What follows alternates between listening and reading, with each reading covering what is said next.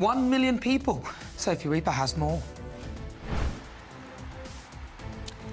People are queuing or being turned away from rail stations in Paris, as well as cancellations on the Eurostar. That's ahead of tonight's opening ceremony. And in the Tory leadership race, former Pensions Secretary Mel Stride becomes the fourth man to throw his hat into the ring. He spoke to Stephen and Ellie on Breakfast. Take a listen. I believe that I'm well positioned now to do this rebuilding exercise and this unifying exercise that the party so badly needs.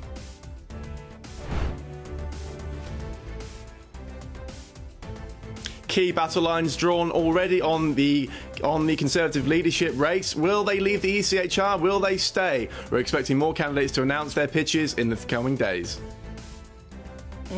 But does anyone care? Look, I don't know. Health Secretary Wes Streeting claims the NHS watchdog is not fit for purpose as hospitals go unchecked for nearly a decade. I was stunned. I mean, I knew that the NHS was broken, and I said that on day one, but what I didn't anticipate was receiving a report that revealed that 1 in 5 health and care providers has never been inspected. And Prince Harry's not giving up his crusade against the tabloids. The Duke of Sussex claims he will keep Meghan away from the UK over safety fears. A knife or acid, whatever it is, and these are things that are a genuine concern for me. It's one of the reasons why I won't bring my wife back to this country.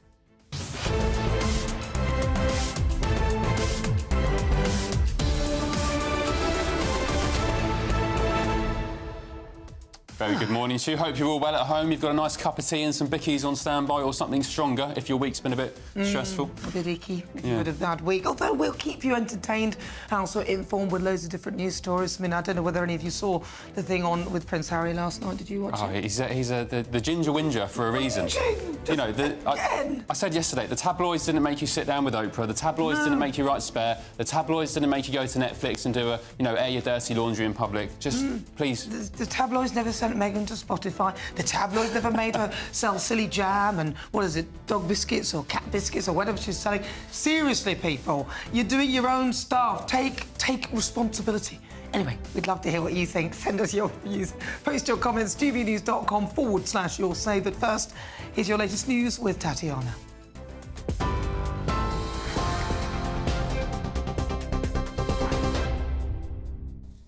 Nana, thank you and good morning. As you've been hearing, several Eurostar trains have been cancelled and others delayed after a series of arson attacks in Paris.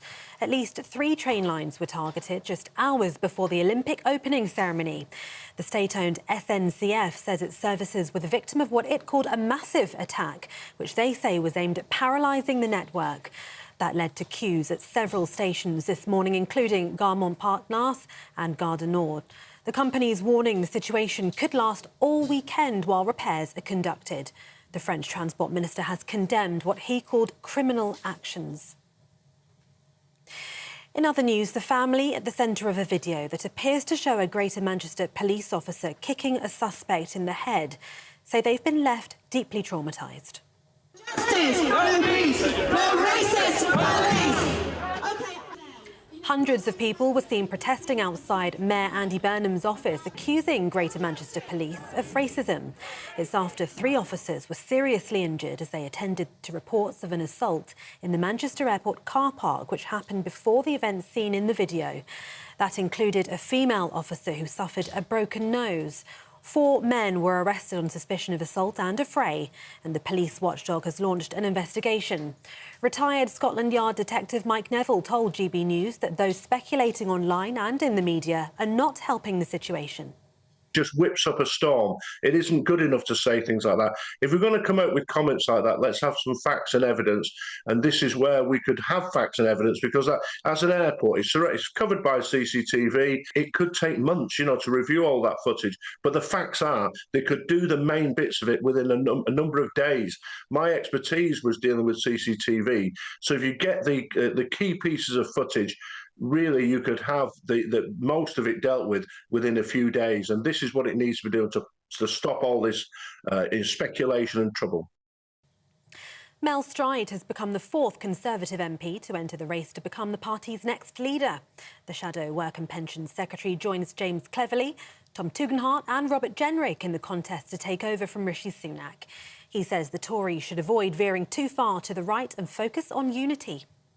Also got to go deeper into the centre ground. We've got to become that party that has a broad appeal for competency in government, that channels aspiration, opportunity, all of the things that conservatism has traditionally been about, and for which there will always be a strong appetite amongst people if we can get the right platform together. And I believe that I am the leader that can bring us together as a party to fashion a unified programme that can appeal broadly. That will take time and a huge amount of work, but I believe I've shown in my track.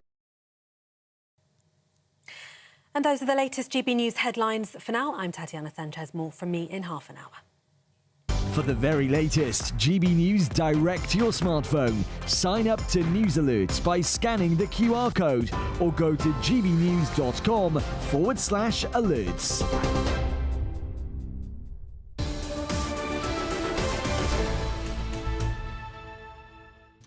Very good morning to you. Hope you're well. It's 9:36. It's Ben and Nana. You're back. Welcome. Banana. Here we go. On Britain's Newsroom on GB News. Nice to be with you this morning. And you too. Great sterling job with Miriam during the week. Yes, wasn't she great? She did well. Very good. As every day passed, she kind of, relaxed more into it. And yeah, very good. Right, well, we got some breaking news this morning. France's high-speed train lines have been targeted by several malicious acts, including arson, ahead of tonight's Olympic opening ceremony. We're joined by our reporter, Sophie Reaper, who's live in Paris this morning. Good morning, Sophie. What's the latest, please? And how is this going to affect the thousands of fans who are heading to the opening ceremony this evening? Well, good morning to you both. The weather is pretty grim here in Paris this morning, but the situation on the rail networks is even more grim. That's after reported acts of what's been described as malicious vandalism. The SNCF, a French railway system, has said that this was a coordinated attack, that fires were lit to deliberately affect the system put in place for the Olympic Games. We know that around 800,000 people are going to be impacted by this, and they've said that it could take the full weekend to resolve it. Now, of course, that's the last thing that the French Olympic Committee will have wanted, given that tonight is that big opening ceremony. We're expecting around 300,000 people in the centre of Paris alone tuning into that, watching as it comes down the Seine. It was meant to be very special having it outdoors for the first time, but now with this, the impact's going to be caused by these disruptions. Many people could perhaps be unable to make it into Paris for the Olympic ceremony. We also know in the last 15 minutes or so that this has had a knock-on effect on the Eurostar, several of those being cancelled, and if not, they've been delayed. So the impact of this is being felt not just in Paris but all over France and also in the UK. So this is going to have an incredibly big knock-on effect as we go into the Olympic Games. Of course, people not just travelling into Paris for the opening ceremony, but for the coming weeks of events. Team GB will begin their campaign officially tomorrow. They competed in the archery yesterday, but the official campaign will begin tomorrow. So many people will be looking to travel into Paris from all over the world, and this could have a big impact on how they make their way from various airports, from various other transport systems into the city centre itself, where the majority of venues are located. It's also potentially going to have an impact on people travelling around the city to get to different venues. Of course, they're not all just in the city centre of Paris. They're located around the entire city itself. So that's going to have a big impact. Now, it is obviously not ideal, but it's not all doom and gloom here in Paris. I think we should just take a second and take in the view that's right here behind me, here at the Eiffel Tower this morning. An incredibly spectacular view here, and that's going to be the view for the billion people we expect to tune into the Olympic opening ceremony all over the world tonight. 6:30 p.m. French time, 5:30 if you're watching in the UK, as around 10,500 athletes make their way on boats down the River Seine to here at the Eiffel Tower and the Trocadero.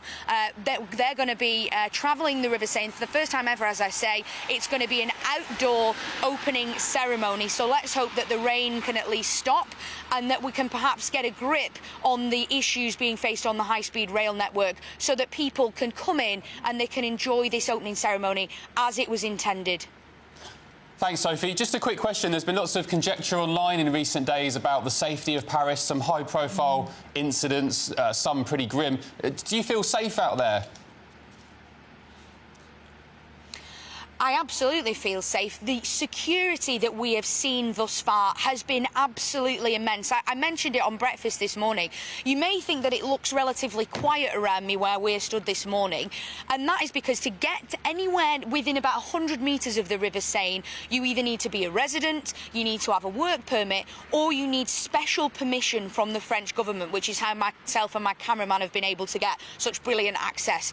But other than that, you're getting nowhere near the River Seine today, so I feel quite safe anyway, and let's hope that those safety measures do their job and that there is no kind of incident going forward. OK, great stuff. Great gig, Sophie. Very lucky. And, yeah, we'll touch base with you later in the show. Do you think it looks pretty wet and grim out there? I think it's raining here. I don't think it's raining here. I think it was pretty miserable this morning. I'm not sure it looked as miserable as that. And, actually, I feel a bit bad because I'm looking at Sophie there with the backdrop and it's raining in the brody and I'm thinking, ha-ha. There you are. Only joking. Right, listen, you may have watched it last night. The Duke of Sussex, he opened up about his late mother's experience with the tabloids during the ITV Tabloids on Trial documentary. He also revealed his concerns over the safety of his family and claims he wouldn't bring his wife, Meghan, back to the UK. It's still dangerous, and all it takes is one lone actor, one person who reads this stuff to act on what they have read, and whether it's a knife or acid, whatever it is, and these are things that are a genuine concern for me. It's one of the reasons why I won't bring my wife back to this country. Oh, come on, Harry. Look, you could literally go and see your dad and not even encompass a human being if you really wanted to, apart from the people flying the private jets and everything else. But anyway, we're joined by former royal correspondent for The Sun, Charles Ray. Charles, what's your verdict on this particular piece of journalism on ITV? Well, it turns into the Harry show yet again, and he's made two devastating statements. One, that it was the nasty tabloids who were central to his breakup with his family. Really, Harry? And also the fact that he can no longer bring his wife to this country because someone might read some of the things about Harry and Meghan and may attack him with a knife or acid. That'll be the same Harry who, when he arrives in this country, as you quite rightly point out, usually arrives by private jet, is picked up at the airport in the back of a Range Rover, has his own private security, armed in the US, not armed here, and is ushered to various places. He doesn't even have to stop for red lights. So I think he's being a bit disingenuous. I understand he's got a complaint against the tabloids. I understand that. And I have to say, I think that phone hacking was one of the most despicable things that ever happened in our industry, an industry that I worked in happily for 50-odd years. And so it's right that he takes action that he wants. But let's not run away with the fact that he's some sort of avenging angel, you know, trying it all out for the greater good and everything else, which is a load of old rubbish. Yeah, Charlie, I'm not sure when he made those exact comments about the safety of Meghan, but when it comes at a time when our British soldiers are at risk in the street... You made it last night, Ben. I know, but when was it... I'm saying, when was it recorded? Was it weeks ago? I'm just saying, when it comes at a time when our own soldiers were attacked by knifemen in the street, it's kind of, you know... kind of like, just shut up a little bit. In terms of Harry's relationship with his family, do you think documentaries like this are ever going to help improve, you know, chances of him getting back together with his brother, or at least his father? Well, I don't think the documentary is going to help anything at all. But let's not forget what's happened in the past. And that is the Oprah Winfrey interview in which his wife made an amazing allegation of a racist in the royal family. He wrote Spare. They did a whole series, a 6-part series on Netflix, pouring a bucket load over the various members of the royal family. All that contributes to the fact that this is not going to be a family getting back together again. I mean, it smacks of massive naivety if he thinks that... and blaming everybody else. I just don't understand why he can't take responsibility for his own behaviour and his own actions. So what is he hoping to achieve from this particular documentary that he did on ITV? Often he's got an end goal. Was there anything specifically that he wants to tell us about that we don't already know? Clearly his end goal is to continue with his actions against the Sun and the Daily Mail over phone hacking, which case is scheduled for next year. And as I've just said, if it is proven that his phone was hacked, then it's quite right that he takes that action. You know, it was a disgraceful episode in journalism, as I've said, and I suppose that's his end goal. But you know, this "I'm doing it for everyone else" and all this sort of stuff. No, come on, you know, you're doing it for yourself, which is fair enough. And Charles, the comparison to his brother, Prince William, it's a stark contrast, really, with how they've both handled the tragic death of their mother. William, as far as I understand, has a problem with the press, of course, but he kind of gets his head down. He knows how to handle it. He knows that he's going to need them at some point in his life, and he holds himself with dignity and just cracks on with it, especially at a time when his wife is sick, his father's sick. Harry, meanwhile, it's a stark contrast, isn't it, the way he's behaving in recent years? Well, it is a stark contrast, and I think I've told you, certainly, Anna, this before, that Harry was the darling of the tabloids at one stage. He was the cheeky chappie. He was the Prince Louis of his day. He was a soldier and served with great distinction 2 tours of Afghanistan, set up the Invictus Games. I think he forgets all about all the praise that was heaped upon him at that time. You know, it's now, it's the nasty tabloids have done it again. Well, Charles Ray, really good to talk to you. Thank you so much. All the best. Stay with us, though, still to come. Now, we were talking about the Olympics and the arson attack. Let us know if you've been impacted by any of that. Around 1 million people have been. Stick with us. This is Britain's Newsroom on GB News.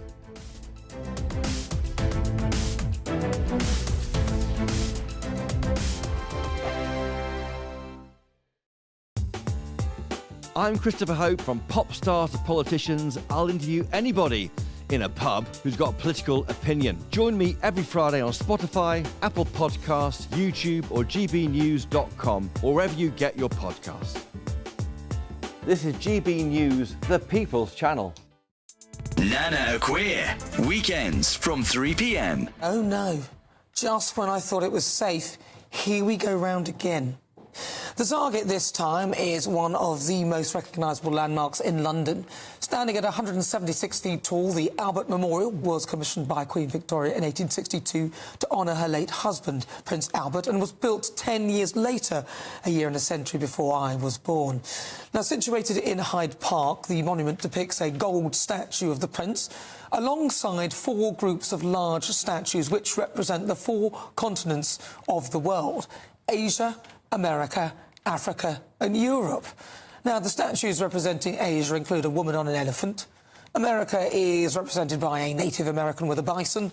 Africa shows a woman riding a camel, and there's a white European woman reading a book to a black African tribesman. Now, the Royal Park's website claims that these statues draw on racial stereotypes. The Royal Parks, who manage parks in London, deemed it as highly offensive because it reflects a Victorian view of the world. Of course, it reflects a Victorian view of the world. It was built in the Victorian era by request of Queen Victoria. Shock, horror. And it only reflects this view, if you even know what that is. Why would this be offensive? Surely you could at least appreciate the fact and the feat of this artwork, which is quite impressive even now. Daily Mail journalist Robert Hardman went on a tour of those incredible tunnels, and he said it goes on and on like the catacombs until you realise that you're actually going round and round a series of concentric circles. This is a monument in itself to the technical rigour and pride which went into the Victorian engineering. Exactly. GB News, the People's Channel. In the GB Newsroom, we bring you the news as it happens. With our team of dedicated journalists across the UK, GB News brings you accurate reporting of the day's topical agenda.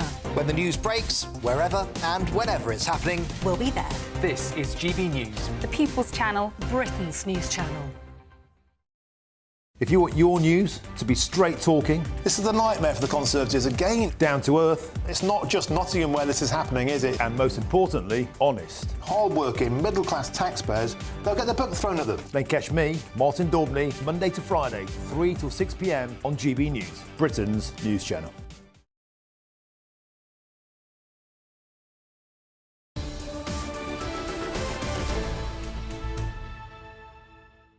welcome back. It's 10 to 10. It's Britain's Newsroom on GB News with me, Ben Leo, and Nana Akwe. Right, well, Mel Stride has become the fourth Conservative MP to enter the race to become the party's next leader. And earlier, the former Work and Pensions Secretary spoke to GB News Breakfast. Also got to go deeper into the centre ground. We've got to become that party that has a broad appeal for competency in government, that channels aspiration, opportunity, all of the things that conservatism has traditionally been about, and for which there will always be a strong appetite amongst people if we can get the right platform together. And I believe that I am the leader that can bring us together as a party to fashion a unified programme that can appeal broadly. So, Nana, that's four. I mean, look, I don't care, but people are saying that's 4 men so far who the Tories have put forward. James Cleverly, Tom Tugendhat, Robert Jenrick and now Mel Stride. Some are saying, where are all the women? Well, where are they indeed? They're not stupid. They're waiting to see all the men go first and listen to the things that they're saying. Let's have a chat to Adam Cherry. He's a GB News reporter. Adam, so we've had 4 men chuck their hand into the ring, or their hat even. Who are we expecting on the women's side? Not that I mean, I don't really care whether male or female, but to be fair, it is an observation. So we are expecting Kemi Badenoch, Priti Patel and potentially Suella Braverman to throw their hats in the ring shortly. Suella Braverman is an open question, one because there are rumours she might defect to Reform, but also because you require 10 signatures to actually get onto the first ballot for the MP's vote. And it seems like she's made enough enemies that finding 10 MPs amongst a pool of only 121 in total is actually going to be quite difficult for her. So that's an open question. But we nonetheless do expect Kemi Badenoch and Priti Patel to go for it in the next couple of days, perhaps even today. As you say, Mel Stride has thrown his hat in the ring this morning. He spoke to GB News, as we saw, and he is occupying the One Nation moderate position within this race. He's probably calculating that, with the exception of maybe James Cleverly, the rest of the candidates are going to try and pitch to the right, and he might be able to sneak in on in the central lane into the final 2. Potentially. I mean, he faces a lot of problems getting there because, frankly, he has quite a low profile despite being the loyal soldier who did something like 25% of the media interviews in the dog days of the last government. But he's not the most dynamic or well-known figure. And also, he only scraped by in his own constituency by 60-odd votes 3 weeks ago. So if in a world where Mel Stride became the leader, obviously you would see a coordinated effort by the opposition, or rather by the government and the other parties, to get him booted out in his own constituency. So he faces a tough race. He's also exposing the dividing line that's already emerging in what will be a very long contest. He's talking about the ECHR. Now, he's playing his cards close to his chest. He's saying he doesn't want to leave the ECHR, or rather it's a bad idea to talk about doing so.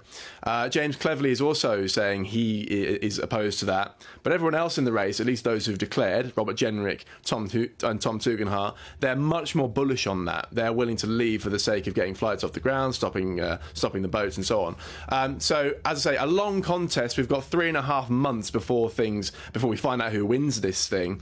A long way to go. But nonetheless, we're seeing which way it's going to steer in the early days. Adam, there was a... sorry, Nana, if I can just ask one quick question, Adam. There was a daily... Actually, we're running out of time, Adam. We'll come back to you later in the show. I had a question about Priti Patel on the we'll ask her immigration record, but we'll come back to you later in the show. Yeah, I mean, do you think that people really are that bothered anymore about the Conservative Party? I mean, I feel like they're slipping into irrelevance because of their antics. You know. I think there's a few die-hard Tories left, but they're going to have a lot to think about over the next coming years. Reform, of course, how they're going to attack Labour. 14 years with not much success is a lot to fall themselves back from. Well, listen, if you've been affected by any of the things that happened, the antics with regard to the arson attack for the Olympics, let us know. gbnews.com/your say. This is Britain's Newsroom on GB News. Alex Deacon has your weather.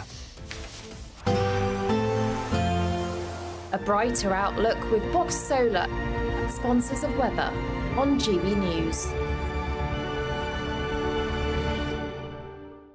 Good morning. Welcome to your latest weather update from the Met Office here on GB News. For many across the south, fine day today with sunny spells. Further north, there'll be some sunshine, but there will also be showers. Some heavy ones around at times too, particularly in western Scotland, but we've also got some this morning over northwest England. And as we go through the day, a few more will start to develop, particularly for Northern Ireland, right across northern England.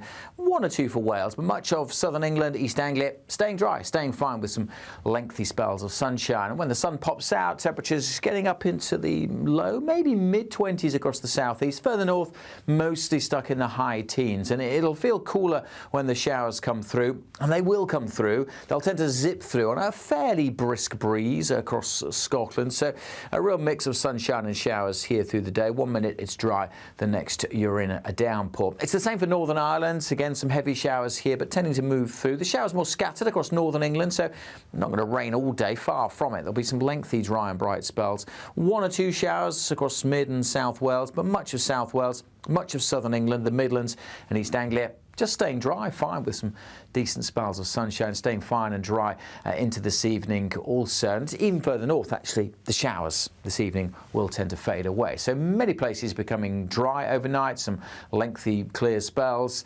maybe a little bit of mist here and there. Temperatures mostly dipping down to 10 or 11 Celsius across the north, single digits in rural spots further south, 11 or 12. So a fresh start to the weekend, but for many, it'll be a fine, bright and sunny start to the weekend.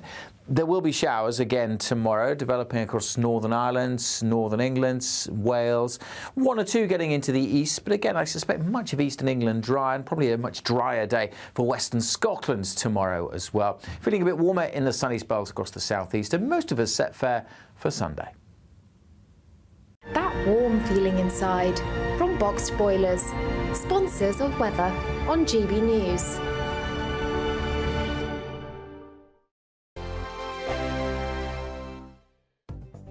The latest GB News travel.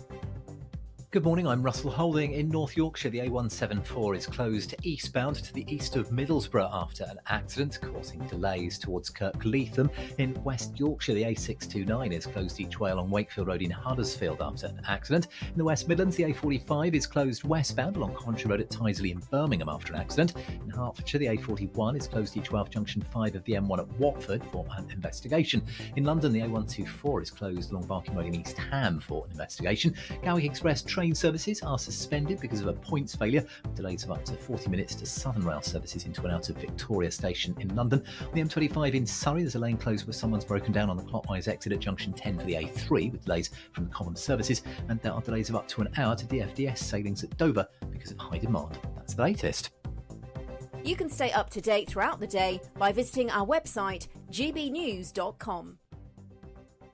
£30,000 in cash has to be won. It's our biggest cash prize so far, and it could be yours. Charles was a winner. Listen to what he says about winning the Great British Giveaway. I'm Charles. I'm on £18,000 cash. It was just amazing, and as soon as it goes into your bank account, it just changed. It's a life-changing thing.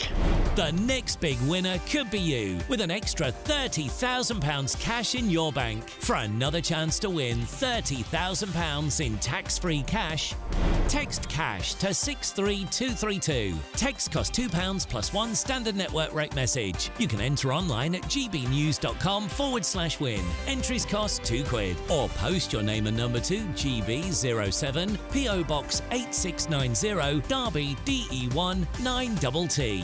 UK only. Entrance must be 18 or over. Lines close at 5 p.m. on the 30th of August. Please check the closing time if listening or watching on demand. Good luck. Hi there, I'm Michelle Dewberry, and I'm going to take a second to tell you all about my show, Dubes & Co. We start off with the issues of the day. We then bring in both sides of the arguments. We get rid of the disrespect, and then you throw me into the mix. And trust me, I'll tell it exactly how it is. And then, of course, the magic ingredient, you at home. We mix it all together, and what have we got? In my opinion, the best debate show in town. Monday to Friday, 6 till 7 on GB News, Britain's news channel.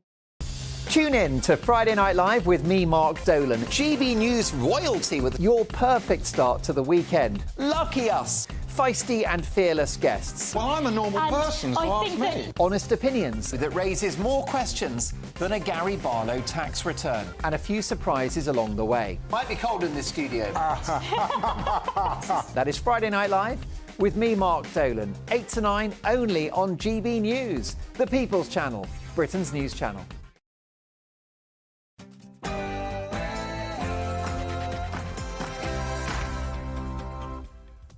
Good morning, it's 10 o'clock on Friday the 26th of July. We are live across the United Kingdom. This is Britain's Newsroom with Ben Leo and me, Nana Acquia. Very good morning to you. Some breaking news this morning in Paris. The city's preparing for the Olympic Games. However, the French rail network has been hit by vandals, impacting almost 1 million people. Sophie Reaper has more. Coordinated criminal arson attacks are causing disruption in the north, the west and the east of Paris, as well as on the Eurostar. We'll have all the latest from here in Paris. Now, Health Secretary Wes Streeting claims the NHS watchdog is not fit for purpose as hospitals go unchecked for nearly a decade. I was stunned. I mean, I knew that the NHS was broken, and I said that on day one, but what I didn't anticipate was receiving a report that revealed that 1 in 5 health and care providers has never been inspected. And he's back again. Prince Harry's crusade against the tabloids continues. The Duke of Sussex claims he'll keep Meghan away from the UK over safety fears. A knife or acid, whatever it is, and these are things that are a genuine concern for me. It's one of the reasons why I won't bring my wife back to this country. And onto the Tory leadership now. That race, former Pensions Secretary Mel Stride becomes the 4th man to throw his hat into the ring, but no women so far. Mel Stride spoke to Stephen and Ellie on breakfast. Have a listen. I believe that I'm well positioned now to do this rebuilding exercise and this unifying exercise that the party so badly needs.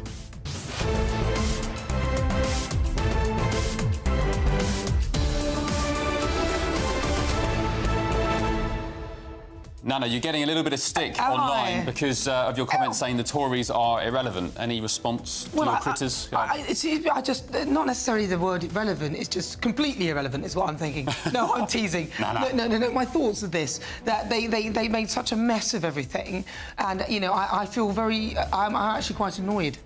Because, I mean, years ago, I am very annoyed. I voted for them. I voted for Boris at the time, and they disappointed me deeply. And so now, you know, and I hear a lot of them coming on and saying things like, well, Reform stole their vote. And I think, no, you lost your vote, and anybody else could mop up. So, as far as you're concerned, who is relevant, if not the Tories? I think, what? Well, at the moment, no one, is it? It's just the Labour Party. They're in charge of it all, and they have a whopping great majority. So I stand by my comments. Yeah, OK. Let us know what you think. gbnews.com/your say. But before we do anything else today, by the way, it's a packed show coming up. Prince Harry, Paris Olympics, Tory leadership race, and we've got Jim Dale, the climate alarmist, coming on to have a nice chat with us. And, no, he would say that he's concerned about climate change. Yeah, but it's going to be exciting. We're lacing up our gloves. But anyway, first, before anything else, here's your news headlines with Tatiana.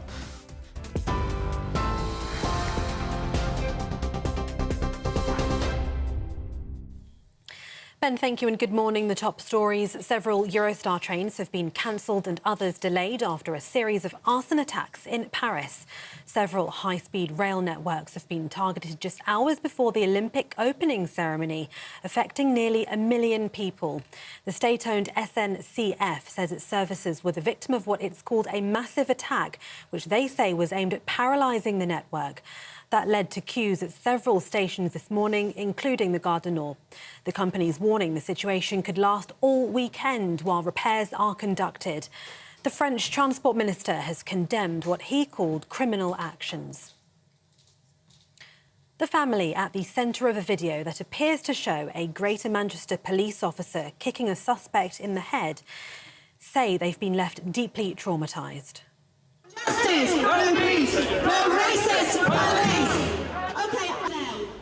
Hundreds of people were seen protesting outside Mayor Andy Burnham's office, accusing Greater Manchester Police of racism. It's after 3 officers were seriously injured as they attended to reports of an assault in the Manchester Airport car park, which happened before the event seen in the video. That included a female police officer who suffered a broken nose. 4 men were arrested on suspicion of assault and a fray, and the police watchdog has launched an investigation. Retired Scotland Yard detective Mike Neville told GB News that those speculating online and in the media are not helping the situation.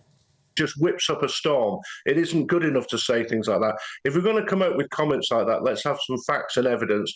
And this is where we could have facts and evidence, because that, as an airport, it's covered by CCTV. It could take months, to review all that footage. But the facts are they could do the main bits of it within a number of days.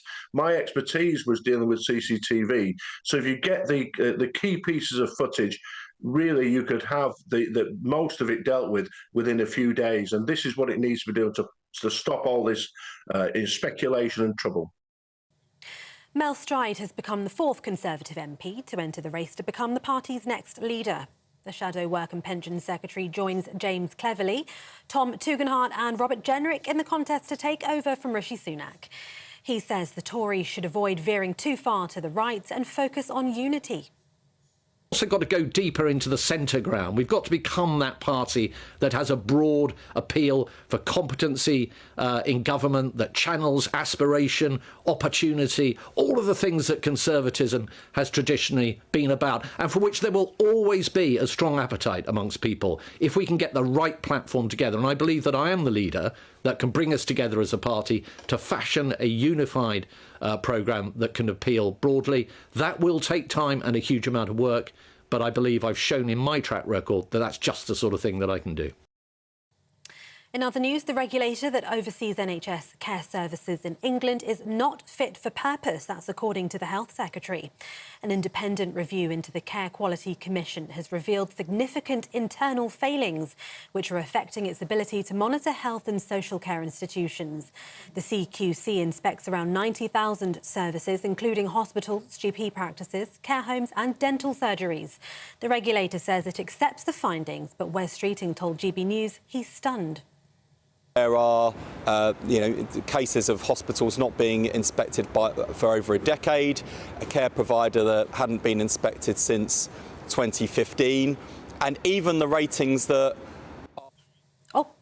And drivers are still paying too much for petrol, amid warnings the industry's failing consumers. The Competition and Markets Authority issued a report last year that found fuel prices were significantly above historic levels. But a year on, it's seen little progress and says retailers are failing to pass on a drop in wholesale prices to motorists. It says the government should use new laws to force companies to be more transparent about their pricing. And it comes as the margin of petrol at supermarkets remains roughly double what it was in 2019. Some breaking news to bring you now. Barack Obama has just endorsed Kamala Harris to become the next president of the United States. That took place just moments ago in a roughly 1 minute long video that captured a private phone call between the former president and his wife, Michelle Obama, with Ms. Harris. Mr. Obama said he couldn't be prouder to endorse the vice president and said he'd do everything to get her in to the Oval Office. And those are the latest GB News headlines for now. I'm Tatiana Sanchez. More from me in half an hour. For the very latest GB News direct to your smartphone, sign up to News Alerts by scanning the QR code or go to gbnews.com/alerts.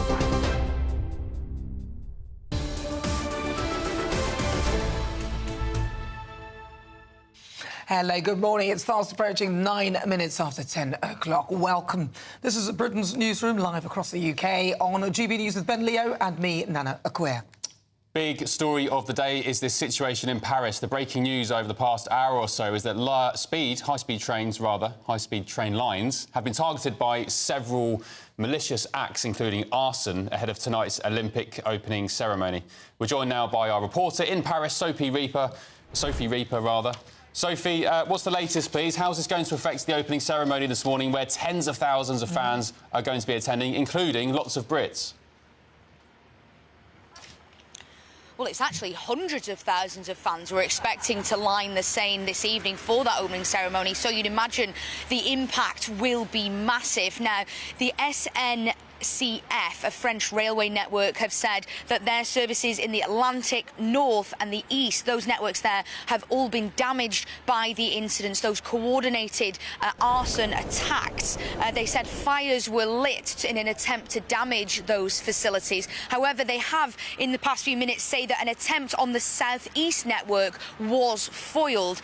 Now, officials are saying around 800,000 people could well be impacted by this disruption, and it could take over the weekend to resolve it, which is the last thing the French Olympic Committee would have wanted heading into the 2024 Olympic Games. Now, the French Transport Minister, Patrice Vergret, has said coordinated malicious acts targeted several TGV lines last night and will seriously disrupt traffic until this weekend. I strongly condemn these criminal actions which will compromise the departures on vacation of many French people. A big thank you to the SNCF teams on deck to restore traffic conditions as quickly as possible. Now, we're seeing live pictures of Gare du Nord and Montparnasse where crowds are forming, queues are forming, people are being turned away as the services are being disrupted. We also know that many Eurostars have either been cancelled or delayed as a result of these disruptions. So, if anything, it's a bit of a nightmare for the French Olympic Committee as we head into this huge night that many people will now perhaps not even be able to reach the city centre of Paris.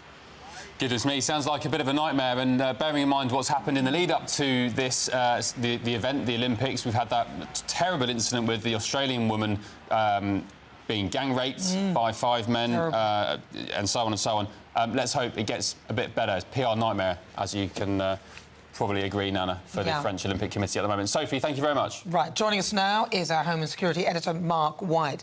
Now, Mark, how were these people being able to sort of cause such disruption and sort of go under the radar? I mean, it just seems astonishing.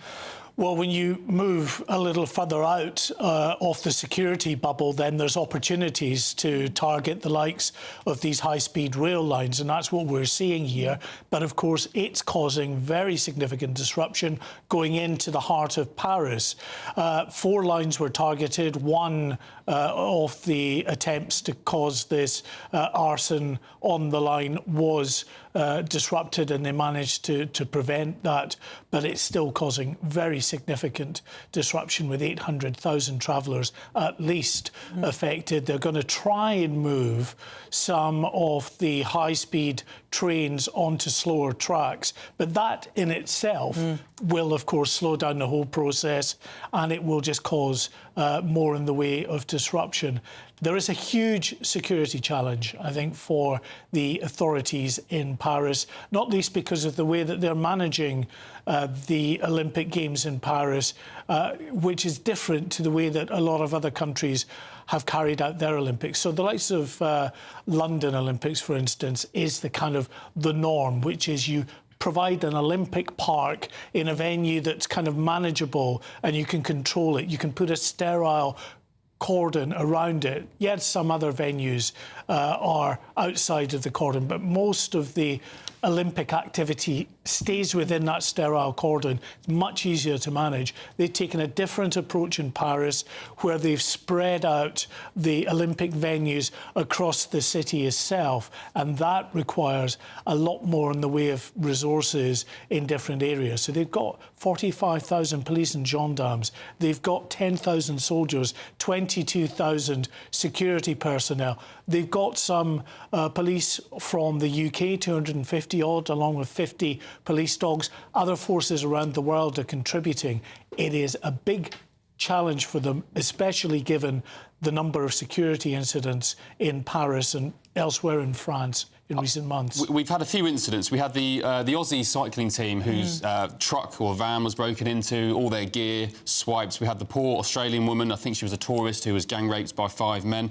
The Israeli foreign minister, over the past 24 hours, has alerted the French foreign ministry to a potential terror threat against their athletes by Iranian attackers, I guess.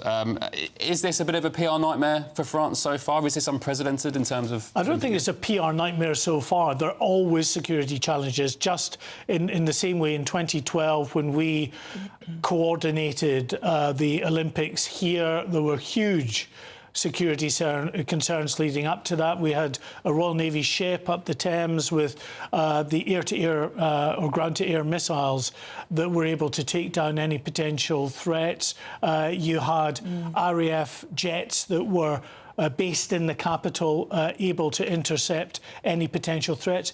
It is a risk. We had, incidentally, just adding to your list there, a stabbing attack that took place in Paris just over a week ago. The assailant shot dead in February. 3 people were stabbed at Gare du Nord railway station as well.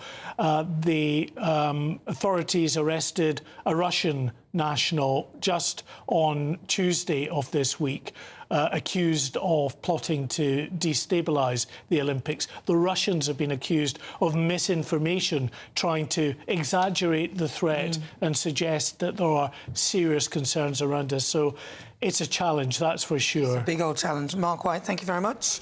That is Mark White, our Home and Security Editor. Thanks, Mark.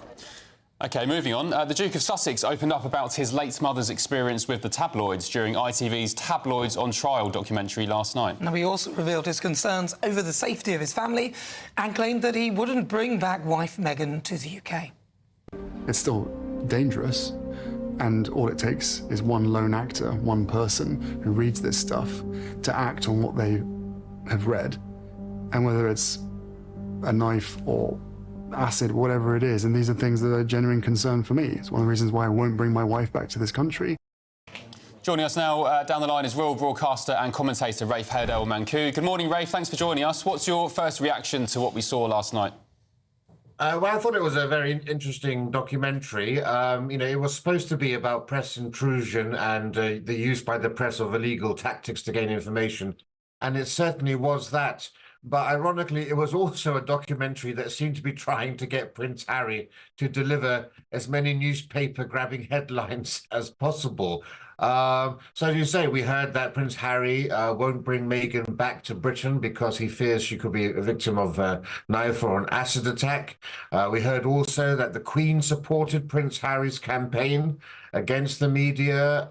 We heard his ludicrous claim that it was his campaign against the press which was a central element of his rift with the royal family. Once again, on Planet Sussex, nothing is ever the Sussex's fault. It's all the fault of somebody else. But also, I think quite relevantly, he said that he believes his mother, Diana, Princess of Wales, could have had her phone hacked as early as the 1990s, becoming one of the first victims of phone hacking and fueling her paranoia and so forth. So, but you know, it was a very interesting documentary, not least, of course, because you also had other people there, like Hugh Grant talking about his house being burgled, his door actually being removed from its hinges. Terrible story about poor Gascoigne, one of the most tragic figures, who's become a recluse in large part because of his inability to trust anybody, and he doesn't speak to anyone anymore because of the phone hacking scandal. I just don't understand why Prince Harry persists with this, though, because, as you said, it was supposed to be about the press, and it ended up sort of being a sort of whinge fest from Prince Harry. Where do we go now with this? I mean, what is the point of this? What's the real thing he was trying to achieve at the end of the day? Because it just sounded like more whinging. Yeah, well, this documentary actually follows another similar documentary put out by the BBC recently. And the intention behind these documentaries is to try to put pressure on this new government of Keir Starmer to have Leveson Inquiry 2.0, the next stage of the Leveson Inquiry. That's why you've had the participation of people like Hugh Grant, because they're also part of this hacked-off scheme. But Sir Keir Starmer yesterday said that this wasn't actually part of his priority.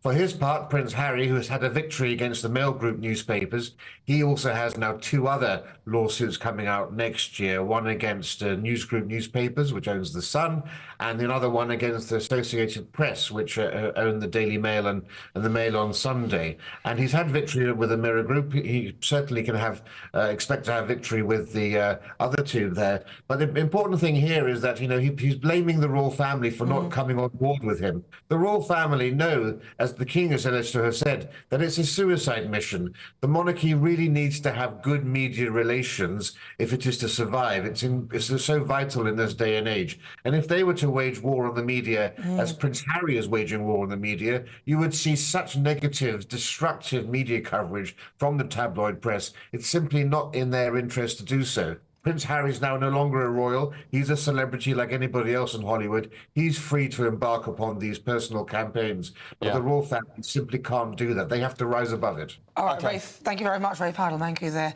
with his view on that. Oh, God, Prince Harry. I wish he would just stop. Just stop, Harry. Just get on with it. There's more than one way to crack an egg, or a nut even. You don't need to do it that way. It's widely understood that William equally has a problem with the press, but he, as Rafe alluded to, he plays the game. He knows he needs them. You just work with them. Be shrewd about it. Don't just throw your toys out the pram and go on a 5-10-year crusade against, you know, the papers and the tabloids, because you're going to need them, like it or not. William understands that. Harry doesn't. Well, he's using them even now. So, you know, what is it, Harry? What do you want? Yeah, I was gonna reveal something about Meghan, but I'll save it for later in the show. We haven't got time. But up next, more on that breaking news from former President Barack Obama, who said that he and his wife Michelle have now endorsed Kamala Harris to replace Joe Biden as the Democratic nominee for the presidential race. You're with Britain's Newsroom on GB News. Back in a tick.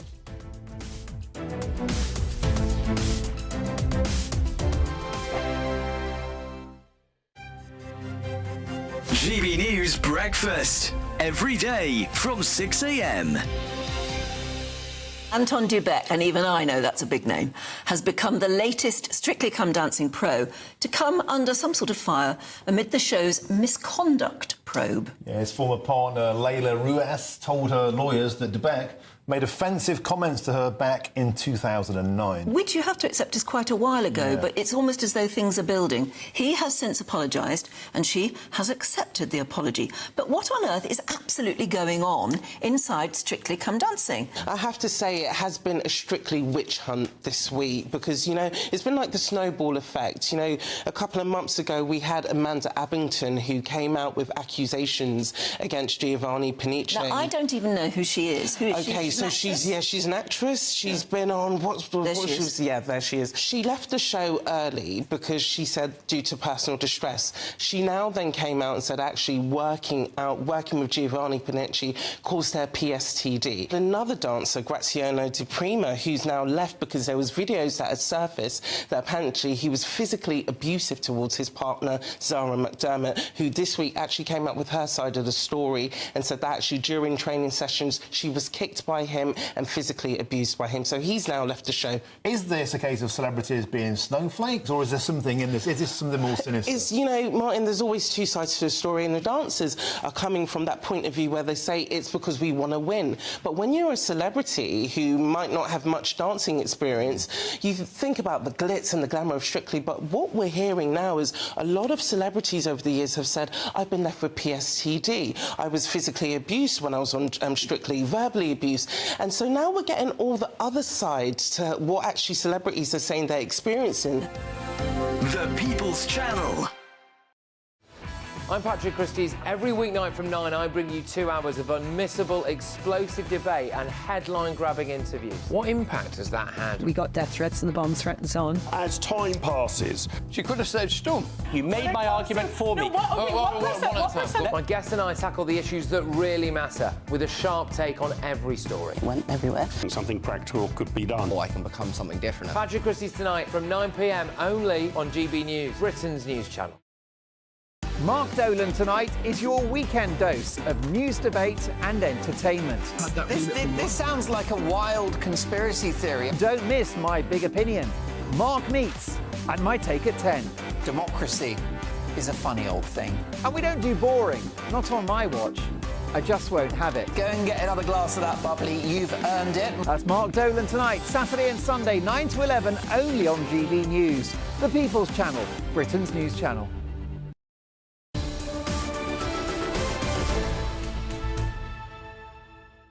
Hello, welcome back. It's 10:23. Ben and Nana with you on Britain's Newsroom on GB News, and we're delighted to be also joined by Amy Nicole-Turner and Alex Armstrong. But some breaking news first of all. Yes, sorry, that's Nana, right. Sorry, I was going to say before that, we've got former President Barack Obama and his wife, Michelle.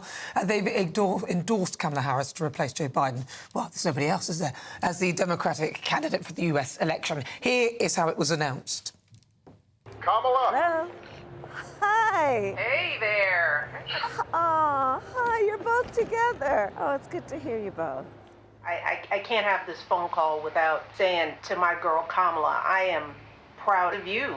This is going to be historic. We called to say Michelle and I couldn't be prouder to endorse you and to do everything we can to get you through this election and into the Oval Office. Oh my goodness. Michelle, Barack, this means so much to me. I am looking forward to doing this with the two of you, Doug and I both, and getting out there, being on the road. But most of all, I just want to tell you the words you have spoken and the friendship that you have given over all these years mean more than I can express. So thank you both. It means so much. And we're going to have some fun with this too, aren't we? Never stops laughing. Listen, how many cameras were there? Like 4 or 5 different camera angles there. Oh, it's just a surprise. Well, hang on, you got a full camera crew. Do you know what it reminds me of? It reminds me of that moment when Meghan Markle gets this surprise call from Beyonce or this text. Oh my God, Beyonce's texted me. It's ridiculous. It's clearly set up and pre-recorded. It's very natural. All the cameras there, very, very organic. About 5 what are or you 6. talking about? Well, listen, joining us, you heard the voice of Amy Nicole Turner. Not yet. No, I was teasing you. Alex Armstrong, Amy Nicole Turner. What do you think? There she was. No, do you know what? I was hoping, as I think a lot of people were hoping, was that Michelle was going to step up. Because that kind of made it mega. Can you imagine? Someone who could actually take on Donald Trump. My concern about Kamala, who I personally like, but I know that what I like does not translate into electorates very often. And I think the problem is you've got someone like J.D. Vance, and he is everything that she isn't, and I'm not sure she's going to completely connect to that Rust Belt America. This is very interesting because I am the complete opposite to you. I was very, very big on Trump winning, and now I'm a little bit concerned, also because I'm concerned about J.D. Vance as well. He spoke for the first time at a rally the other day. He wasn't that good. He tried cracking a lot of jokes which fell flat. There's a lot of conjecture about his comments about people not having kids and so on, and I'm starting to get a bit concerned for the Republican Party. He is slipping, but I think it's because I'm fresh off watching Hillbilly Elegy. Oh, OK. So I've been a bit swept away with his story, because whatever you think of him, and I think so many of his views are absolutely awful, particularly, the stuff about gay marriage, the stuff about trans rights, migrant rights. He stands against everything I believe in, but his personal story is quite astounding. The thing is, I mean, look, he doesn't have to appeal to everybody, J.D. Vance. He's got to appeal to Trump's core vote, which is the Rust Belt. It's that Midwest. It's him. It's the mini him. It's the mini hims, and that's what he's there for. He's a younger Trump. So, I mean, the vice president. He's not more right-wing than Trump. He certainly is. And I think that... he's more right-wing than you. But that works for Trump because it makes Trump look more statesman-like, which is what he needs to convert some of those undecided voters. So I think it's going to work a treat for Donald Trump. And let's face it, as the presidential debate heats up, the focus and spotlight's going to be back on Trump. All right, well, let's move on then to this issue with Farage and milkshake, because organisers at an LGBTQ plus Pride event have been criticised for inciting violence after revellers were invited to play a game of toss a milkshake over Nigel Farage. Yeah, well, look, I thought we were just getting to the hashtag Be Kind era again, where we were going to put this incitement to violence against politicians behind us. And we saw that, Nigel Farage was pelted not just with milkshakes during the election, but with other things by members of the public as well, people quite probably on the far left. And this sort of stuff just stokes violence, doesn't it? And just the Trump assassination was 2 weeks ago. It was just fresh in all of our minds. The hilarious thing about all of this is you've got, Stand Up Against Racism claimed it was harmless fun. But it is. But it isn't, because you're inspiring people to do this. In the same way, do you remember at village fairs or school fairs where you put your teacher in the stocks and throw sponges at them? That's all this is. If you see it, it's just a little cardboard cutout and you can throw the milkshake at Farage. OK, but it isn't inciting violence, it's throwing a milkshake. It's not quite out of... It's not quite... There's a context to this. Somebody did throw a milkshake. They did. Joe Brand, many years ago on BBC Radio 2, made a comment about battery acid. So that's throwing a substance over a politician. And so I don't see how you could think that was harmless. Well, it was just a milkshake. No, but that was fortunate it was a milkshake. Of course, but somebody that's a was joking about new throwing issue, battery isn't acid. it? The girl, yeah, but those two things are not related. They're not. They are related because the woman who threw the milkshake at Trump just threw a milkshake at Trump. Like, we don't need to conflate it with all these other things. I understand it could have been acid. I understand it could have been a bullet. Exactly. But you could say that about absolutely anything. Well, not really. really, no. Well, you could. Every time you get served lunch, it could be arsenic. No, like, it's not. This is about... The actual principle is throwing a substance over a politician. When somebody's talked about throwing battery acid, and then somebody recently then throws milkshake, which could have been anything, I can't imagine that you would even endorse that. I'm not really endorsing that, but I am endorsing this game at this LGBT Pride event. No, it's not. It's absolutely no difference. It's throwing tomatoes, it's a bit of fun, I mean, it's the throwing problem sponges. is, you say, oh, it's only a milkshake, and then the next person with a slightly different perspective will say, well, it's only an egg. It's only an egg to the face. And then someone else will say, well, it's only a fist to the chin, it's fine. Do you remember when, was it John Prescott who got egged and then promptly dealt with it? Like, how many times a week do we watch that on YouTube? Come on, he was this egged is first. absolutely He was attacked first. I mean, I defend the right for someone to smack someone back. What was the time when everyone kept throwing flour at each other? I think the point is that this is aimed at his politics as well. This is aimed at Nigel Farage's politics. And I'll say this: if you were to say, I'm going to put a trans person up on a board, throw milkshakes over that trans person, politically, that's the message they're trying to derive, though. Of course, it wouldn't be OK. No, hold on. Why would that not be OK? Why would that not be OK? To characterise all trans person with one symbol and then throw sponges at it? This is Nigel Farage. But they're attacking Nigel Farage because of his politics and because of who he is and what he stands for. And you could make the same statement about an LGBT plus activist and say the same thing if there was a common person to do that for. If somebody at a different fair had a cardboard cutout of Tony Blair and was throwing sponges at it, would you have a massive problem with that? Yeah, I don't like that. I don't like it. Sponges? I don't like it. I don't like any kind of... What if it was India Willoughby? To Nana's point. India Willoughby, that's my point. If it was India Willoughby, India Willoughby. they're throwing sponges or milkshake at him. Sorry, her. I honestly think... Well, I don't know which one they want me to say. I said all of them just to make India sure. Willoughby's a bloke. The first time when I saw this, I did just think of when you put your teacher in the little stocks and throw sponges at them. And I just think that's as deep as it goes. So if India Willoughby wants to step up and do that, then... Nigel Farage didn't step up. So if there's a cardboard cutout of India Willoughby at an event, say a reform event, not that that would ever happen, to be fair, or some sort of event, so I'm using something LGBT, it's not that, it's a different one, that would be OK, would it? No, of course it wouldn't be OK. So how is it OK for them to do that to Nigel Farage? Because Nigel Farage has justified himself to be, in many people's eyes, a villain with his policies. Well, that's if you agree with them or disagree with them. For judgment, and if it's going to be a bit of light ridicule, then so what? You could say that about India Willoughby, so if she was there... Not really. She's just living her life and being a person in the world. No, they're an activist. What does she do? They're an activist. For her own rights? For trans rights. She's an activist. And Nigel Farage is somebody who steps up for his political views on reform. So let's be honest. So if it was India Willoughby at a different event, that would, by your logic, that has to be OK. By my logic, I don't think they're... You can't... I think this is quite an easy debate. I don't think we should be promoting any source of physical attack against any attack. That's my point. It's a joke. It's just a joke. I don't think it's acceptable to do that at India Willoughby or either of them. When ex-presidents are being... But I do think that Nigel Farage is more of a fair target than someone like India Willoughby. I don't think How can you say compare that? them.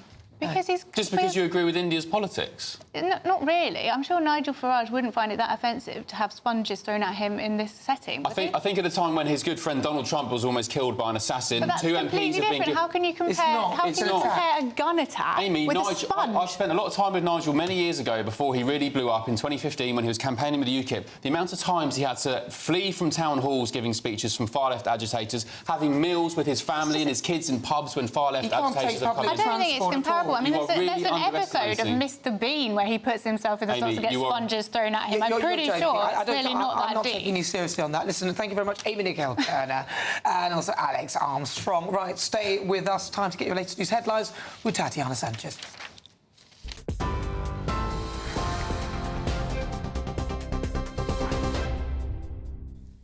Nana, thank you. The top stories. Several Eurostar trains have been cancelled and delayed after a series of arson attacks in Paris. The service has told customers to cancel their trips today if they can, amid ongoing disruption to its services. At least 3 train lines were targeted just hours before the Olympic opening ceremony, affecting almost 1 million people.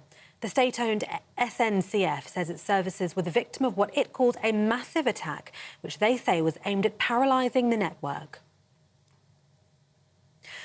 Hundreds of people were seen protesting outside Mayor Andy Burnham's office, accusing Greater Manchester Police of racism. It's after a video emerged appearing to show a Greater Manchester police officer kicking a suspect in the head. 3 officers were seriously injured as they attended to reports of an assault in the airport car park, which happened before the events seen in a video. 4 men were arrested on suspicion of assault and affray, and the police watchdog has launched an investigation. Mel Stride has become the 4th Conservative MP to enter the race to become the party's next leader. The Shadow Work and Pensions Secretary joins James Cleverly, Tom Tugendhat and Robert Jenrick in the contest to take over from Rishi Sunak. The regulator that oversees NHS care services in England is not fit for purpose. That's according to the Health Secretary. An independent review into the Care Quality Commission has revealed significant internal failings that are hampering its ability to keep a check on health and social care institutions. And Barack Obama and his wife Michelle have endorsed Kamala Harris to become the next president of the United States. In a video released moments ago, Mr. Obama said he couldn't be prouder to support the vice president and he'd do everything to get her into the Oval Office. And those are the latest GB News headlines for now. I'm Tatiana Sanchez. More from me in half an hour. For the very latest GB News direct to your smartphone, sign up to News Alerts by scanning the QR code or go to gbnews.com/alerts. Cheers Britannia Wine Club proudly sponsors the GB News Financial Report. Here's a quick snapshot of today's markets. The pound will buy you $1.2866 and €1.1856. The price of gold is £1,844.22 per ounce, and the FTSE 100 is at 8,257 points. Cheers Britannia Wine Club proudly sponsors the GB News Financial Report.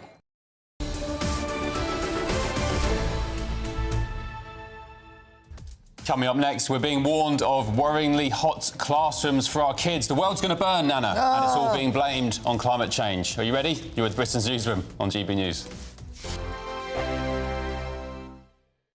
Good morning. Welcome to your latest weather update from the Met Office here on GB News. For many across the south, fine day today with sunny spells. Further north, there'll be some sunshine, but there will also be showers. Some heavy ones around at times too, particularly in western Scotland, but we've also got some this morning over northwest England. And as we go through the day, a few more will start to develop, particularly for Northern Ireland, right across northern England.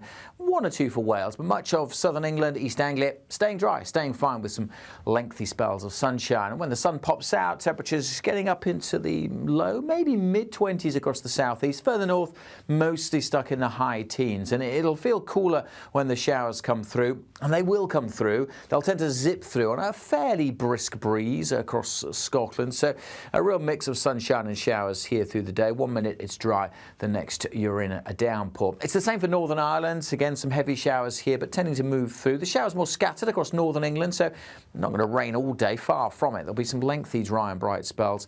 1 or 2 showers across mid and South Wales, but much of South Wales, much of southern England, the Midlands and East Anglia just staying dry, fine with some decent spells of sunshine, staying fine and dry into this evening also. And even further north, actually, the showers this evening will tend to fade away. So many places becoming dry overnight, some lengthy clear spells, maybe a little bit of mist here and there. Temperatures mostly dipping down to 10 or 11 Celsius across the north, single digits in rural spots further south, 11 or 12. So a fresh start to the weekend, but for many, it'll be a fine, bright and sunny start to the weekend. There will be showers again tomorrow, developing across Northern Ireland, Northern England, Wales.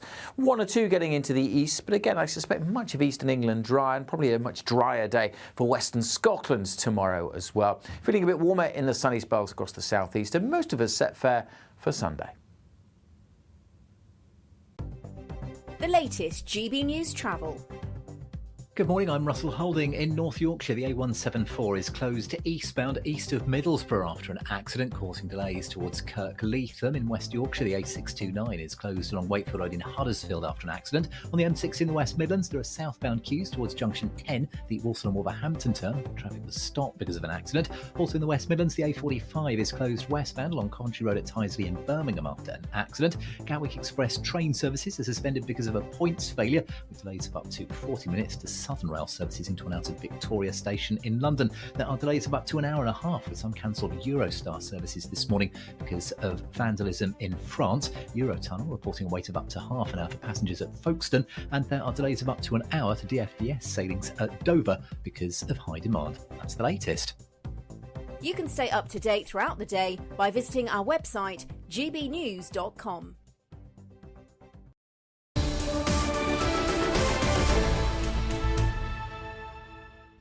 It's just coming up to 40 minutes after 10 o'clock. This is Britain's Newsroom with me, Nana Queer, and Ben Leo. Very good morning to you. Now, climate group Round Our Way say global warming is putting our kids' education at risk as classrooms are apparently worryingly hot. Now, sensors were placed in 7 schools across England, which recorded temperatures of 26 degrees last month. Well, joining us now is senior meteorologist at British Weather Services, Jim Dale. Jim, so talk us through this concern about these hot classrooms.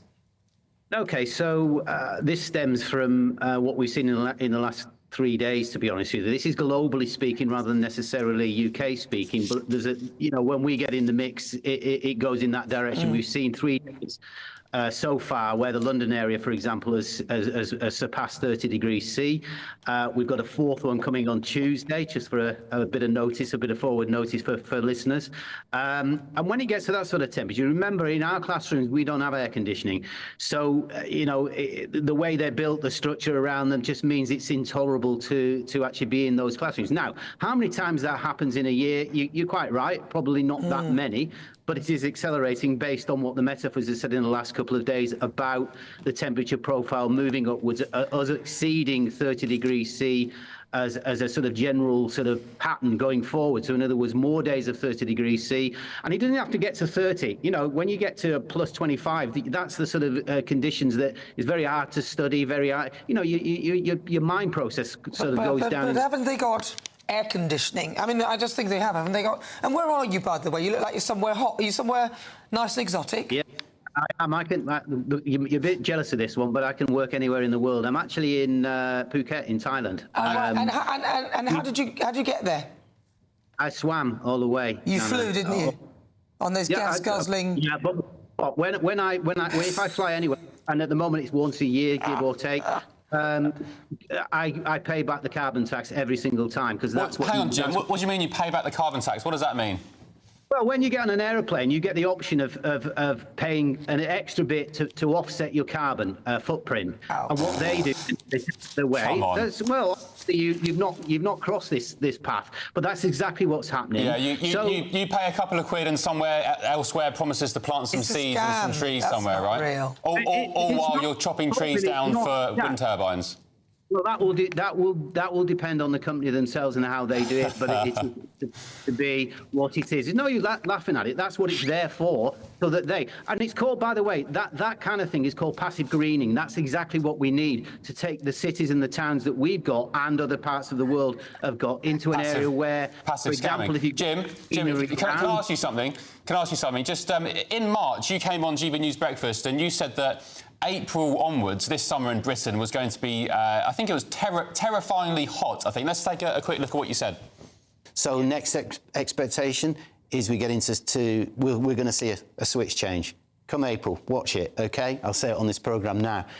We will see hot weather start to bake in during the course of April, and at times in the summertime. We're not divorced from what's going on around the globe, and what's going on around the globe is quite frightening in terms of the temperature profiles. Jim, how do you expect the public to believe anything you say when you get it wrong so many times? Not just you, but all your climate alarmist cohorts. No. Simply because I didn't get it wrong.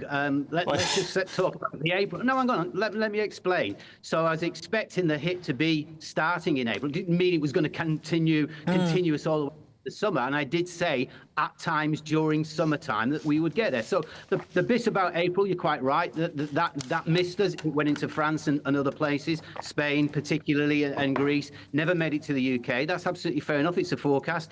But as I've already said to you, 3 times we've seen 30 degrees surpassed in the UK, a 4th one about to rise. And look, just have a look around the globe at what's going on. We've just had now 3 days in a row, Sunday, Monday, Tuesday, that surpassed the global heat record of all time. So this is not fake. It's not imaginary.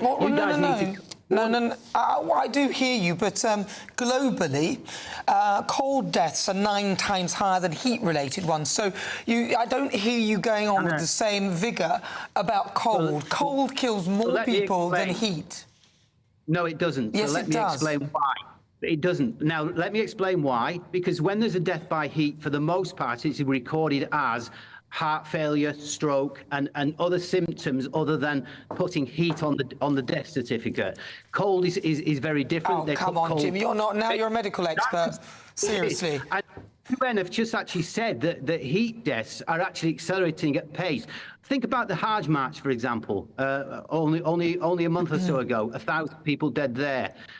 You know, these deaths are occurring, and not just deaths, but the floods, the wildfires in Canada of unprecedented levels this year and last year, the same sort of thing. A lot of the graphs don't show much change in the amount of wildfires. Look, I'm hearing you, but I'm just concerned that you're not as sort of concerned with the fact that more people die of cold, and they do.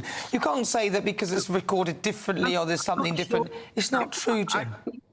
I think your narrative is coming from that sort of drain pipe that continually feeds the misinformation, because that's basically what it is. No, it's from the worlddata.org. I'm reading it on the site, and it says, this is a reputable website. Well, yeah, in the past, you're right. Cold killed more than heat. Well, you've just changed your mind. No, I'm talking about now. I'm talking about this last year or so. The climate change is accelerated. The heat is accelerated, which is why we're seeing the records what we see. See this shirt? See this? You know what this stands for? It's 200 years of the same thing we've been talking about, global temperatures. And you can see... Jim, 200 years of data is nothing in the grand scheme of the history of the Earth. It's like taking a 1-minute chart from stocks and seeing what a stock has done over the past 1 minute. You've had a bit of a pump, the stock's risen high, and people saying, oh, my gosh, look how well this stock's performing. Look at it properly over the course of... Well, he would argue that he is, but Jim, can I just say something you just said there? You said, so in the past, cold had killed, but because of this year, or the year before, now the thing has changed. I mean, again, alluding to his point, you look over a long period of time, and the reality is that cold kills more people than heat. And my thoughts are, why don't you talk more about that? OK. So, look, it's not a race to the bottom, Nana. Whether they're killed by cold, and by the way, global warming, if you like, also constitutes a thing called chaos, where you do get zones of very cold, intense weather. So I don't want to argue about whether or not cold or hot is the biggest killer. Of course you don't.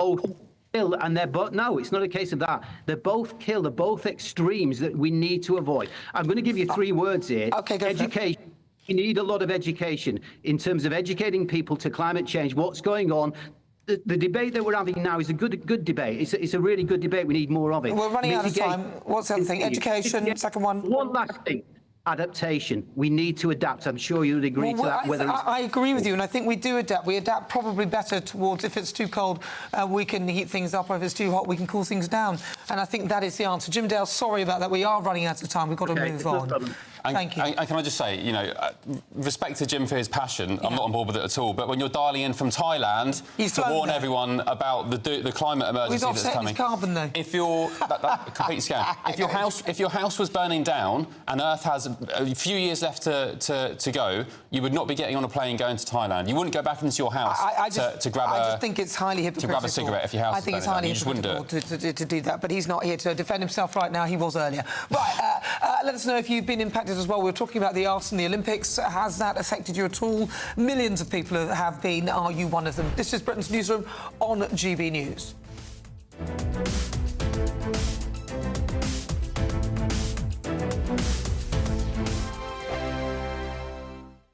Join me, Camilla Tominey, for a frank and honest discussion with those in power that cuts through the spin and gets to the heart of the issues shaping our nation.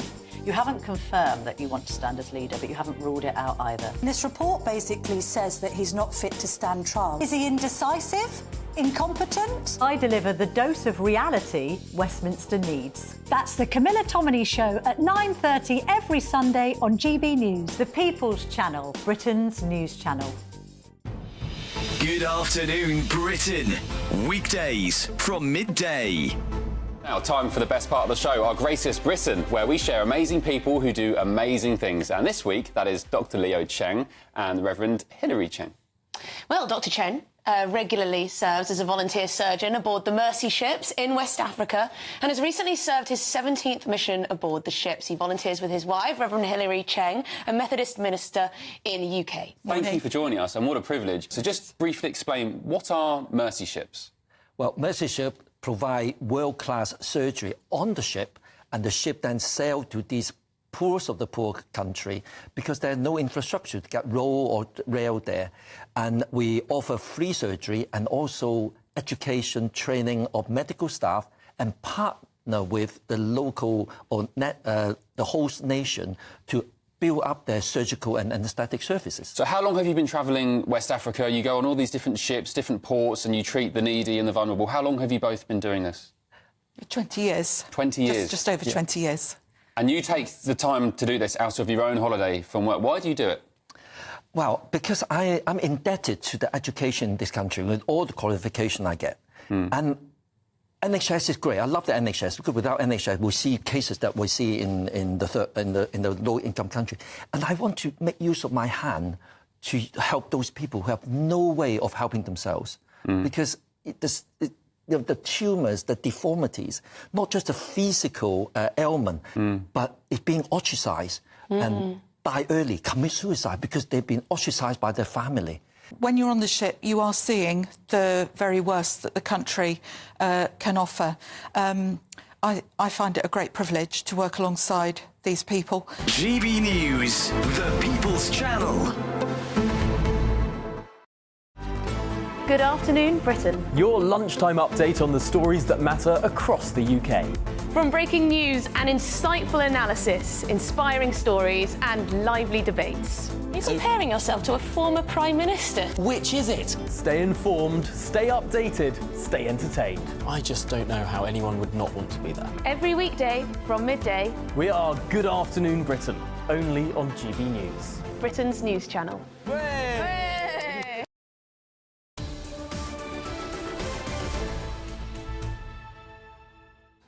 Good morning. This is Britain's Newsroom. All right, now let's move on to this big story. The NHS is urging blood donors to come forward amidst an urgent shortage of certain blood types. The Health Service has issued an amber alert. That's after national stocks of O negative and O positive blood types fell to unprecedented low levels. Now, it's understood that the recent cyber attacks affecting London hospitals and more people missing appointments has contributed to the shortage. We're joined now by pharmacist Tory Govind. Good morning, Tory. Thank you for joining us. When did we know about this crisis with O blood types? Has it been looming on the horizon for a while, or has it suddenly just popped up?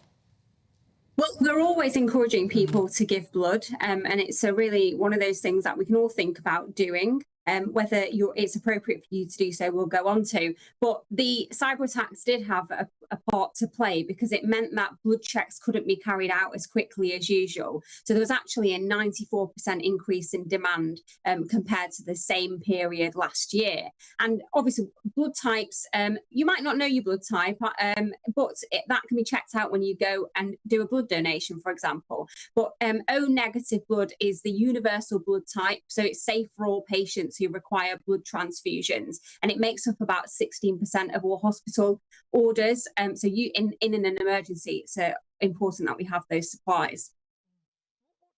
Someone from giving blood, because some people might want to do it but might not be sure why, whether they're eligible to do it. Okay, so the starting point is that you're fit and well.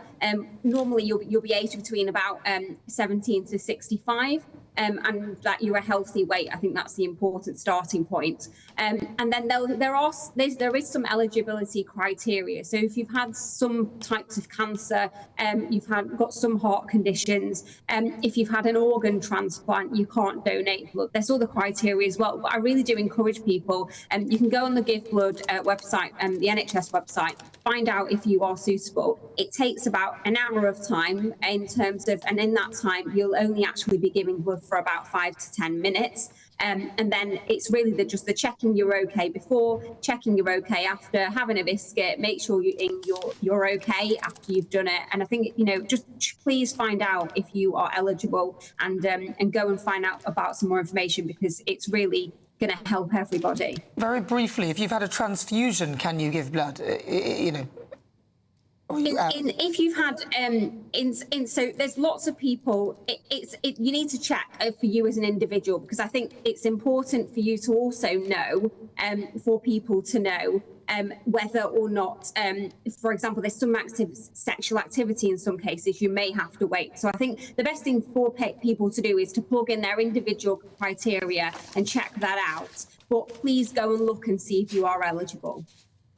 Tory, thanks very much. Appreciate your time. And we encourage anyone at home, if you can give blood, do so. Admittedly, I've wanted to for many, many years, and I just haven't done it. And it's something I know I should do. Have you ever given blood? Do you know your blood type? No, I had hip surgery a few years ago, and I was told then, but I can't remember what it is now. So the answer's no. You could have done that in 1 second. Right, stay with us. This is Britain's Newsroom. We are GB News, the People's Channel. Alex has your weather. A brighter outlook with Box Solar, sponsors of weather on GB News. Good morning. Welcome to your latest weather update from the Met Office here on GB News. For many across the south, fine day today with sunny spells. Further north, there'll be some sunshine, but there will also be showers. Some heavy ones around at times too, particularly in western Scotland, but we've also got some this morning over northwest England. And as we go through the day, a few more will start to develop, particularly for Northern Ireland, right across northern England. 1 or 2 for Wales, but much of southern England, East Anglia, staying dry, staying fine with some lengthy spells of sunshine. And when the sun pops out, temperatures getting up into the low, maybe mid-20s across the southeast. Further north, mostly stuck in the high teens. And it'll feel cooler when the showers come through, and they will come through. They'll tend to zip through on a fairly brisk breeze across Scotland. So a real mix of sunshine and showers here through the day. 1 minute it's dry, the next you're in a downpour. It's the same for Northern Ireland. Again, some heavy showers here, but tending to move through. The showers more scattered across northern England, so not going to rain all day, far from it. There'll be some lengthy dry and bright spells. 1 or 2 showers across mid and South Wales, but much of South Wales, much of southern England, the Midlands and East Anglia just staying dry, fine with some decent spells of sunshine, staying fine and dry into this evening also. And even further north, actually, the showers this evening will tend to fade away. So many places becoming dry overnight, some lengthy clear spells, maybe a little bit of mist here and there. Temperatures mostly dipping down to 10 or 11 Celsius across the north, single digits in rural spots further south, 11 or 12. So a fresh start to the weekend, but for many, it'll be a fine, bright and sunny start to the weekend. There will be showers again tomorrow, developing across Northern Ireland, Northern England, Wales. 1 or 2 getting into the east, but again, I suspect much of eastern England dry, and probably a much drier day for western Scotland tomorrow as well. Feeling a bit warmer in the sunny spells across the southeast, and most of us set fair for Sunday. That warm feeling inside from Boxed Boilers, sponsors of weather on GB News.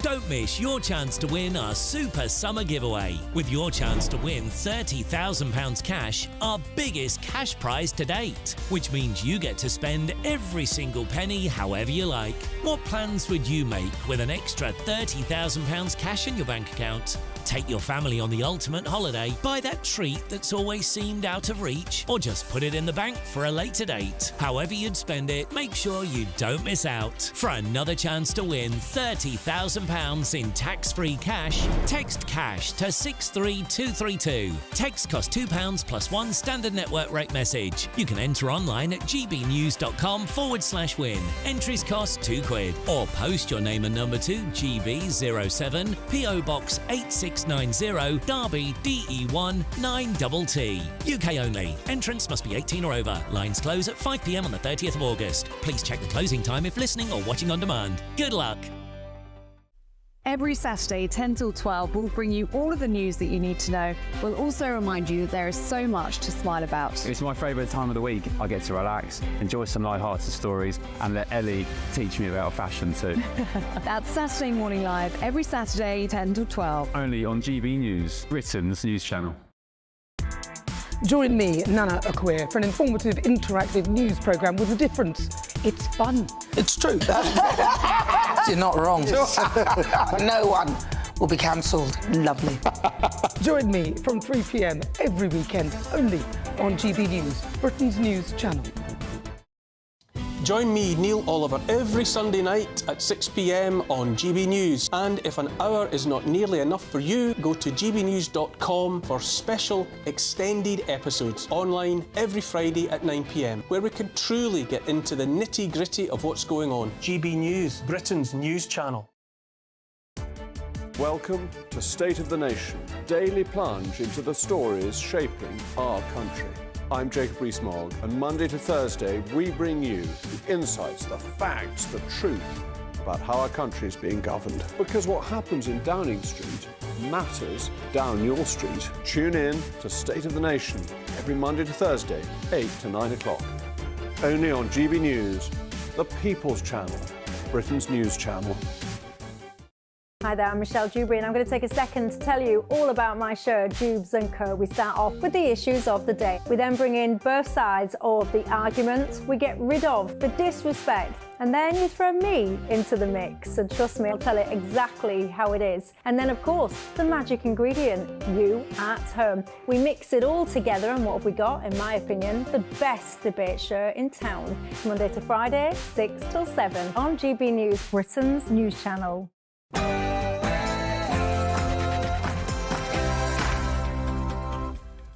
Good morning. It's 11 o'clock on Friday the 26th of July. We are live across the United Kingdom.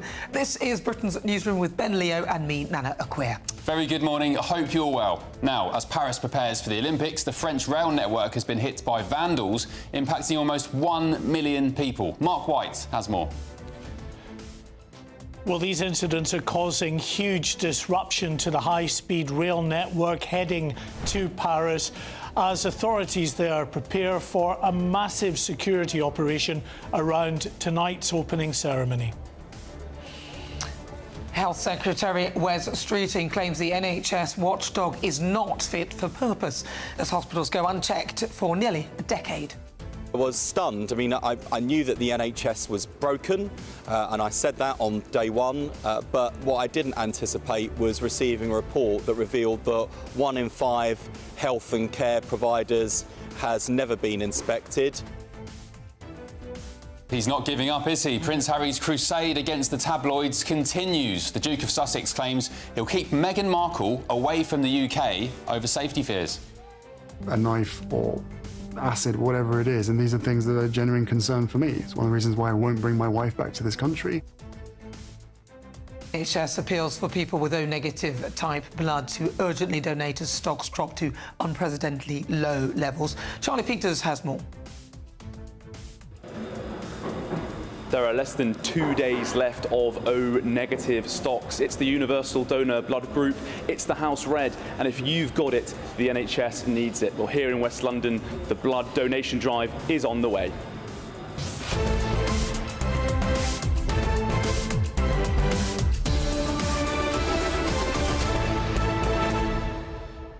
He's a good lad, Charlie Peters, isn't he? The house red. I liked that, made us giggle. I need to find out my blood type. How do I do it? Do you know? Well, I presume you go to the doctor and then they will inject you and scoop out some of your blood. Right, OK. I think I need to donate. I've wanted to for years. Or actually, you could probably go to one of these donation places and they will do it. You could give blood anyway. Yeah. And they will tell you what your blood group is. Yeah, tell me afterwards. I know what mine is. What is it?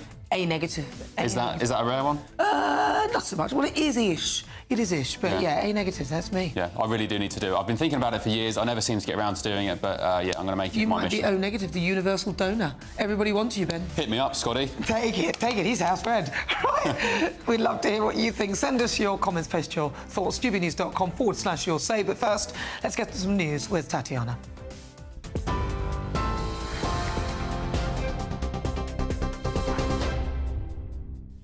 Nana, thank you and good morning. The top stories. Eurostar is advising travellers to cancel trips to Paris today if they can, after a series of arson attacks just hours before tonight's Olympics opening ceremony. At least 3 train lines were targeted, affecting nearly 1 million people. The state-owned SNCF says its services were the victim of what it called a massive attack, which they say was aimed at paralysing the network. The company is warning the situation could last all weekend while repairs are conducted. The family at the centre of a video that appears to show a Greater Manchester police officer kicking a suspect in the head are appealing for calm. Justice for the peace, no racist police! Hundreds of people have been protesting outside Mayor Andy Burnham's office, accusing Greater Manchester Police of racism. This after 3 officers were seriously injured as they attended to reports of an assault in the Manchester Airport car park, which happened before the event seen in the video. That included a female officer who suffered a broken nose. 4 men were arrested on suspicion of assault and affray, and the police watchdog has launched an investigation. Retired Scotland Yard detective Mike Neville told GB News that those speculating online and in the media are not helping the situation. Just whips up a storm. It isn't good enough to say things like that. If we're going to come out with comments like that, let's have some facts and evidence.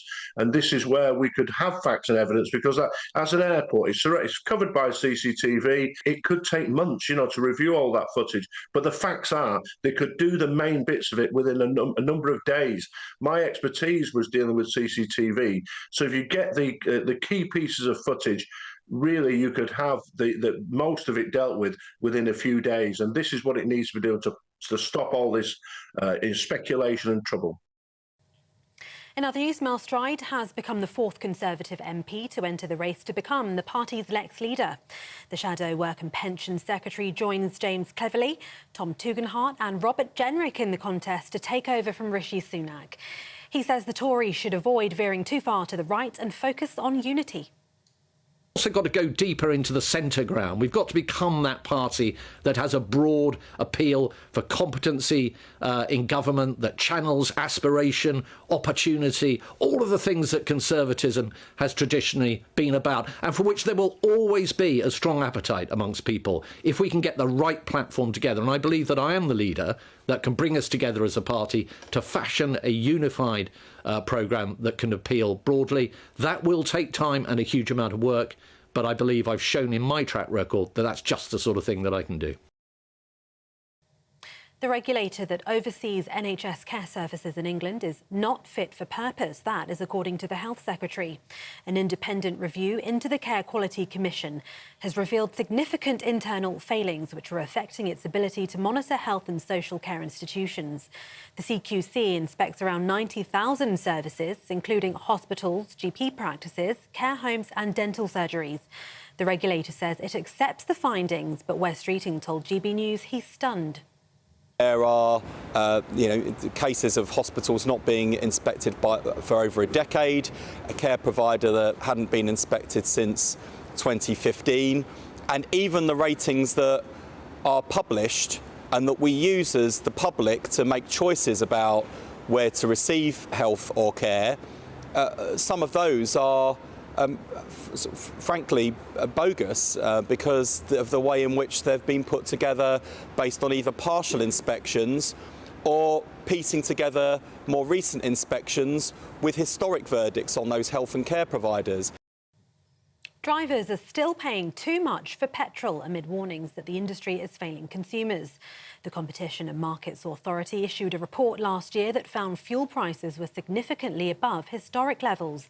But a year on, it's seen little progress and says retailers are still failing to pass on a drop in wholesale prices to motorists. It says the government should use new legislation to force companies to be more transparent about their pricing. It comes as the margin of petrol at supermarkets remains roughly double what it was in 2019. And in the US, Barack Obama has endorsed Kamala Harris to become the next president of the United States. In a roughly 1-minute-long video of a private phone call that can be seen between the former president and his wife, Michelle Obama, with Ms. Harris, Mr. Obama said he couldn't be prouder to endorse the vice president and said he'd do everything to get her into the Oval Office. And those are the latest GB News headlines for now. I'm Tatiana Sanchez. More in half an hour. For the very latest GB News direct to your smartphone, sign up to News Alerts by scanning the QR code or go to gbnews.com/alerts.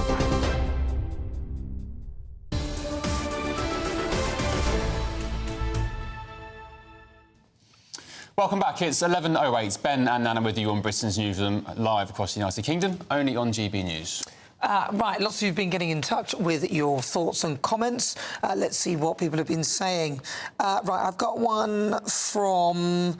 Oh, here we go. Oh, Bill says to me, you voted Boris, Nana, so this is your fault. the whole mess with the Conservative Party, so sort of blaming me. Blaming you? Yeah. How's it your fault? Exactly, because I voted apparently. Because you voted for Boris? Years ago, I mean, obviously. But that was years ago. Lots of comments as well. Carl says, so they are so concerned about the environment in Paris, instead of the athletes walking into a stadium, they're putting them on diesel-powered boats and chugging them down the river. We were talking earlier as well to Jim about the environment, weren't we? Yeah, that was funny, wasn't it? Noreen, you say on email, good morning. Last weekend, my daughter searched a very wide area, 50 miles, to find an appointment to donate blood. We only found one appointment that week, but there were others not until late September and beyond. So, yeah, proving quite difficult to donate blood, even if you want to do it. Yeah, because there's a whole system, actually. It's not so straightforward. You can't just pop in like you used to be able to. It's very different these days. This one from Tim says, Mel Stride, he's lucky. Some of the Devon folk kept him in. Reform were on his tail. This was with regard to the Tory leadership. We're saying that only the men have thrown their hands into the ring, no women so far. What else have you got? Anything else? Ian says, Ben and Nana, the hottest place in this country is often Heathrow Airport. Why? Because of the huge amount of concrete. So let's demolish cities like London and turn them back into farms and fields. Yeah. Don't know about that. And then Lisa, about the Olympics, says, I think I'll give the Olympics a miss this year. That's her thoughts on it. Have you ever been to the Olympics? Never. I was meant to go in 2020 with my old newspaper. I was looking forward to it. They called me and said, do you want to cover the Olympics? And I was absolutely buzzing. It was in Tokyo, of course. And then about 2 weeks later, COVID reared its head.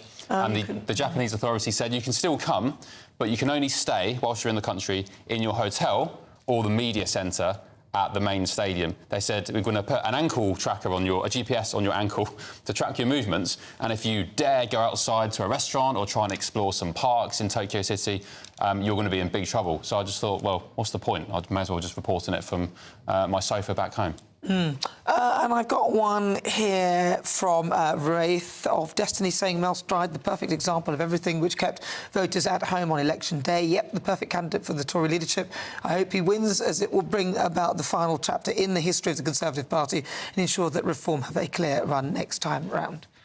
Yes, and lots of talk as well about the Manchester Airport incident yesterday. Of course, yesterday the officer involved was suspended. This morning, the lawyer for the quote-unquote victim was saying that he had a cyst on the brain. Clearly, they're going for some sort of claim here. But do you know what's funny? There's no mention of the woman who had her nose smashed to pieces, the other officers who were hospitalised after being assaulted. Well, we'll wait and see what happens with all that, because we haven't seen the full footage, and I think that would be most interesting. But this one for you, from Steve B, says, for your blood type, go into the NHS app, type in your details, and it will show you your blood type, or contact your GP. I didn't know that. OK. Thank you for that. Thank you for your emails. Keep them coming in. Let's move on to our top story this morning. France's high-speed train lines have been targeted by several malicious acts, including arson, ahead of tonight's Olympic opening ceremony. Joining us now is journalist Alex Seal. Good morning, Alex. What's the latest on this, please? Yes, so there was a series of fires that hit the French speed rails today, and 800,000 customers are affected. And because the Olympic Games are starting this evening in Paris, lots of heads of states and royal families are arriving in the French capital. So it's really chaos for French passengers. And the Eurostar has said that people should avoid traveling, and lots of trains have been cancelled. So it's really chaos for people. And the French authorities have said that, they were expecting attacks in Paris, or a malicious attack, and this happened on the day of the start of the Olympic Games. Yeah, this feels like, I think we're probably not doing it, enough. We're not doing it justice by just calling these vandals. This felt like a more coordinated attack. Is that the impression that you get from what has happened? Yes, absolutely. The French Prime Minister said he would like to find and punish the people who were responsible for this attack, and there are now rail workers working on the scenes to try to repair this the rail lines, because lots of people have been affected and can't go to the Olympic Games. Or now we're in the summer, so in the summer lots of French people like to go on holiday, so it ruins their holiday plans, and it's really chaos for them. Yeah, OK. Journalist Alex Hill, thanks very much for that update. We're joined now in the studio by our Home and Security Editor, Mark White. Mark, any more updates from your end? Well, I mean, other than just acknowledging the severe disruption, we understand that there were 5 separate attacks and it targeted electronic boxes, junction boxes, setting those on fire, burning wires, and that's what's severely affected the lines, taking them out of service effectively. So what the networks, the rail networks in particular, the high-speed networks, are trying to do is put some of the trains onto slower lines. But in doing that, clearly, that has a knock-on effect because the trains are taking longer. So quite a few services are being cancelled. Eurostar have just urged customers not to show up because of the very significant delays. At least 800,000 customers on the high-speed rail networks have been affected by this. And now attention will turn to who might be responsible for this, and all eyes, fingers maybe pointing at Russia, because we heard just a few months back from Emmanuel Macron saying that he was in no doubt at all that Vladimir Putin would be attempting through his supporters to disrupt the Olympic events. But why would he be? I mean, you know, Vladimir Putin's got his hands tied with Ukraine. He's losing people and money and everything. Why would he be interested in the Olympics? What would be the benefit to him? Well, what the French authorities would say is that it doesn't stop him or his supporters still actively going out of their way to disrupt events, either physically or actually in terms of disinformation. They've accused Russia in recent weeks of being involved in a significant campaign of disinformation to try and talk up the threat levels out there on social media. There was an incident actually just a month after Emmanuel Macron's comments in May in Germany, where an arms factory was the subject of an arson attack that was linked back to Russia. There was also an incident just recently in London where a business linked to Ukraine was the subject of an arson attack that the authorities here have linked to Kremlin linked people, and indeed diplomatic attaché was expelled from the country as a response to that. So there's no doubt that authorities in Germany, in the UK, in France do see the hand of Russia involved in quite a lot of the activities. All right, listen, Mark, we'll leave it there. Thank you very much. Mark White, he's our Home and Security Editor. Up next, stop swearing. Oh, I kind of like it. That's the message to F1 drivers as their bosses tell them to keep communication clean over the radio. Is this snowflake Great Britain? This is Britain's Newsroom on GB News.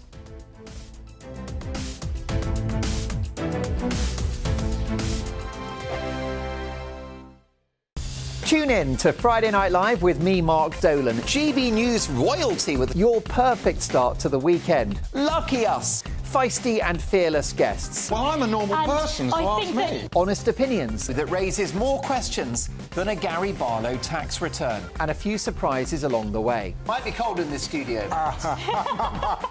That is Friday Night Live with me, Mark Dolan. 8 to 9 only on GB News, the People's Channel, Britain's news channel.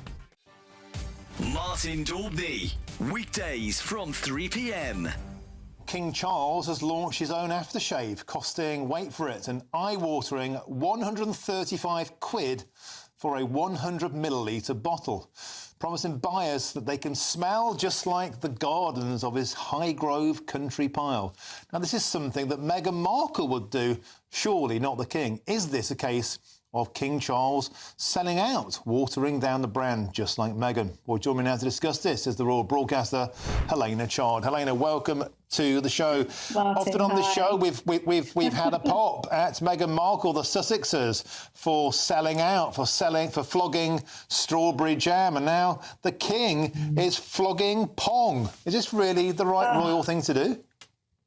Do you know what? So the joy of luxury Highgrove splash, you know, at the end of the day, Highgrove is such a special place, and the Highgrove shop sells amazing things on there. And as we know, the profit actually goes towards charity. So it's the King's Foundation, which was formed in 1986.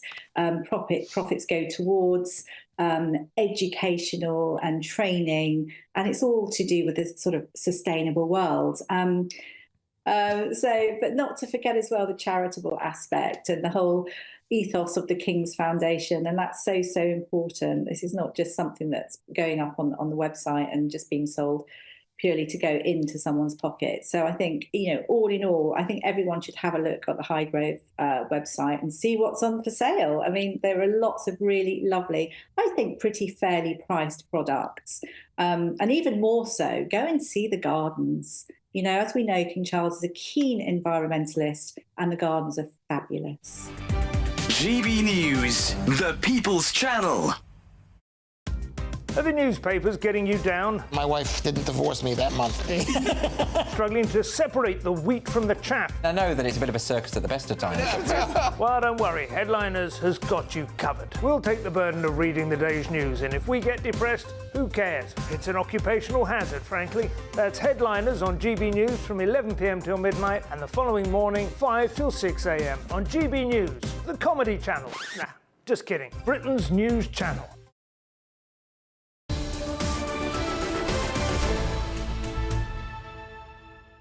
Hello, it's 11:20. Ben and Nana with you on Britain's Newsroom, only on GB News, and we're delighted to be joined by author and broadcaster Amy Nicole-Turner and political commentator Alex Armstrong in the studio. Welcome back, guys. What should we start with? Let's start with hospitals. Yes. Amy Nicole-Turner. Ministers have declared that the NHS watchdog is not fit for purpose. That is the CQC, the Quality Care Commission.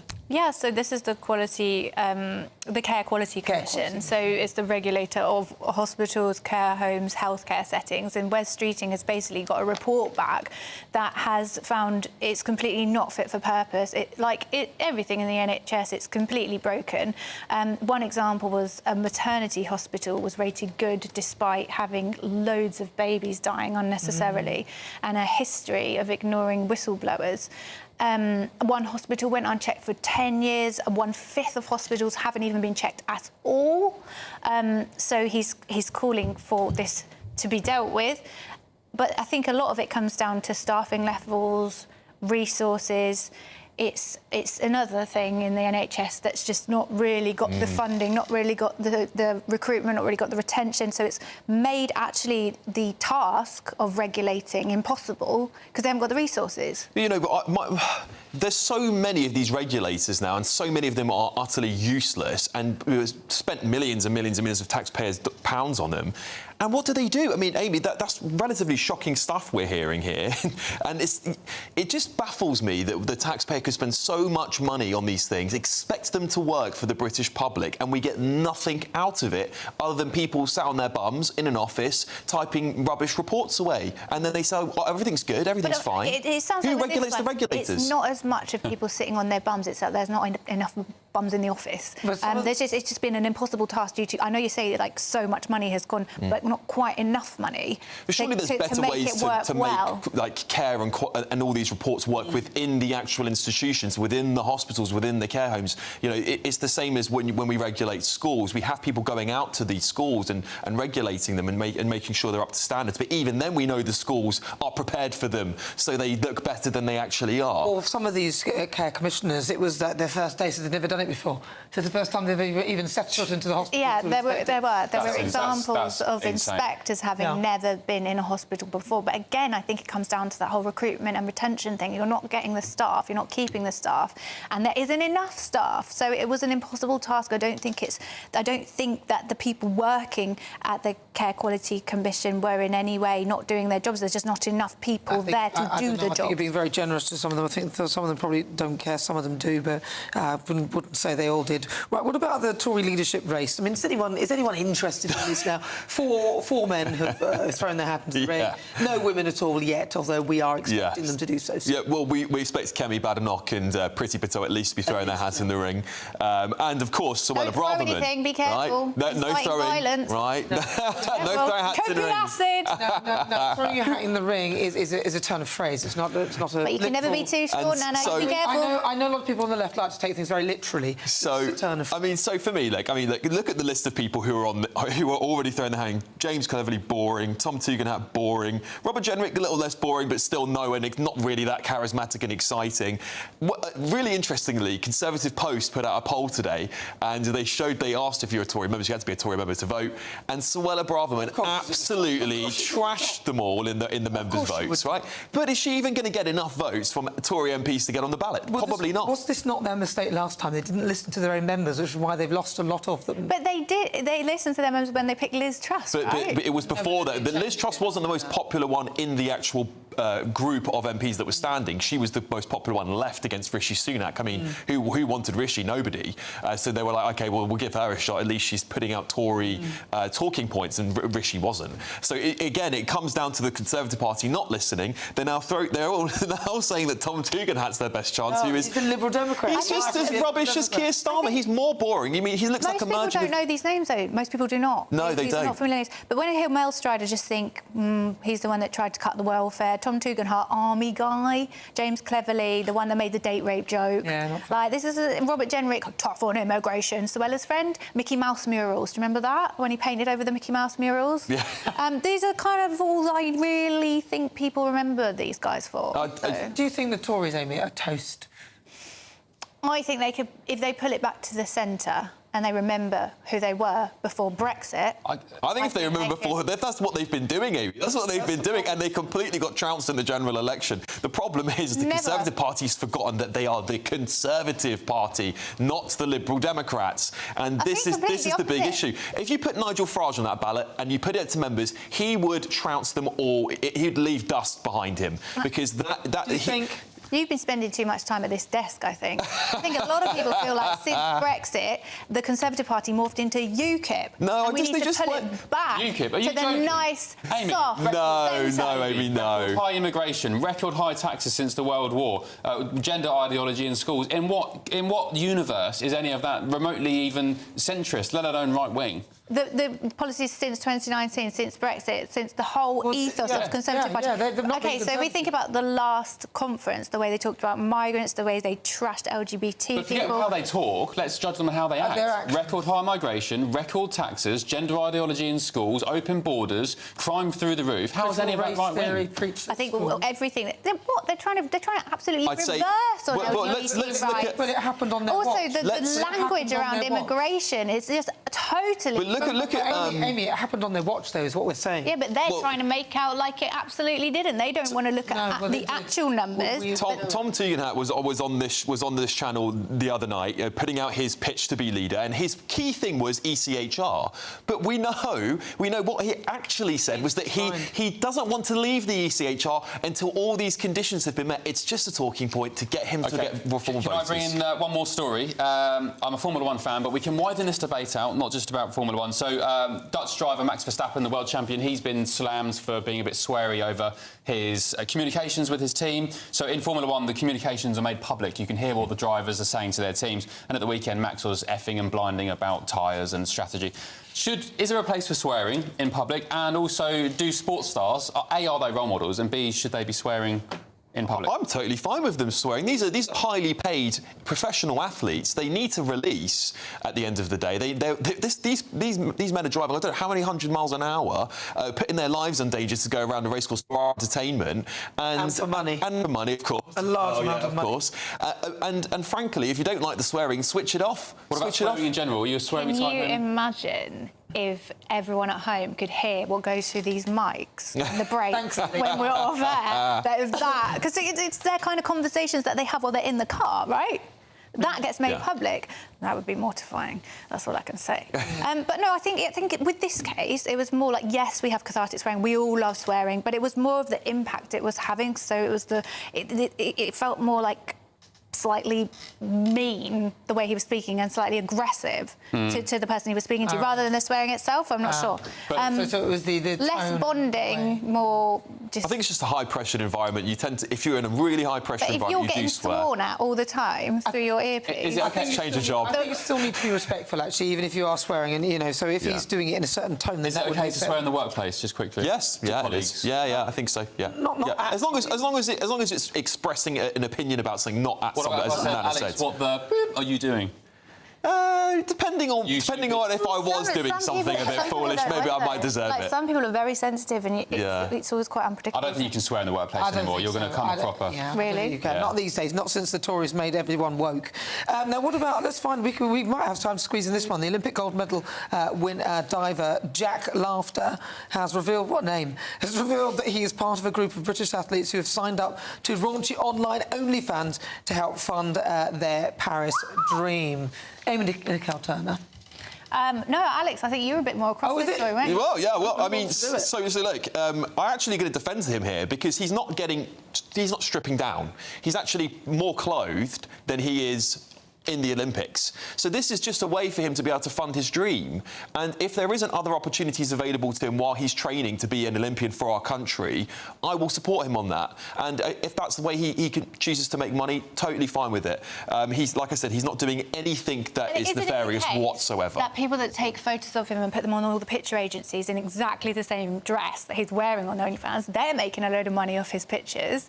So you say he's still wearing the Speedos? Yeah, right? at least he's getting paid for it. At least he's getting paid. I did do the Twitter research before we read the story, just to be very clear to the audience. I'm not paying for his OnlyFans. But do you know who else has an OnlyFans at the moment? Lily Allen. Have you heard about this? She's selling pictures of her feet. She's selling pictures of her feet. Yes. But that's very sexualised, though, and I think that's different to what he's doing. But is it? He's got money, she's wealthy. He's doing it to fund his thing. He is, but wouldn't you think that our Olympians deserve more... Exactly. So that they don't have to do this? Well, that would be great. That would be great. That's the real story. That would be great. Why are our Britain's best athletes who are going to compete at the Olympic Games flogging pictures on OnlyFans to fund their... Well, do agree. Well, sometimes do agree. if you're passionate about something, you'll go to certain lengths to do things. This is a length that he's they going... shouldn't have to. That's the point. I do agree. To do that. Well, maybe he's just taking control of his images because, like we said, he's not wearing anything different to what he wears in the pool. He might quite enjoy it as well. You never know. What about yeah. Stop talking. None of that in the workplace. None of that in the workplace. Well, thank you very much, Alex Armstrong and also Amy Nicole-Turner. Right now, though, it's time to get your latest news headlines with Tatiana Sanchez.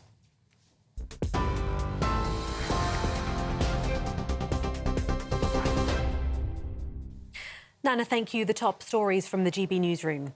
Eurostar is advising travellers to cancel trips to Paris today if they can after a series of arson attacks just hours before tonight's Olympics opening ceremony. At least 3 train lines were targeted, affecting nearly 1 million people.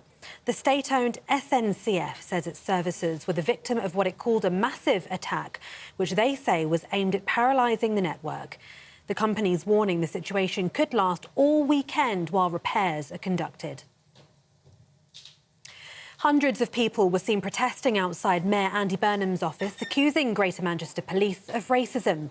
It's after a video emerged appearing to show an officer kicking a suspect in the head.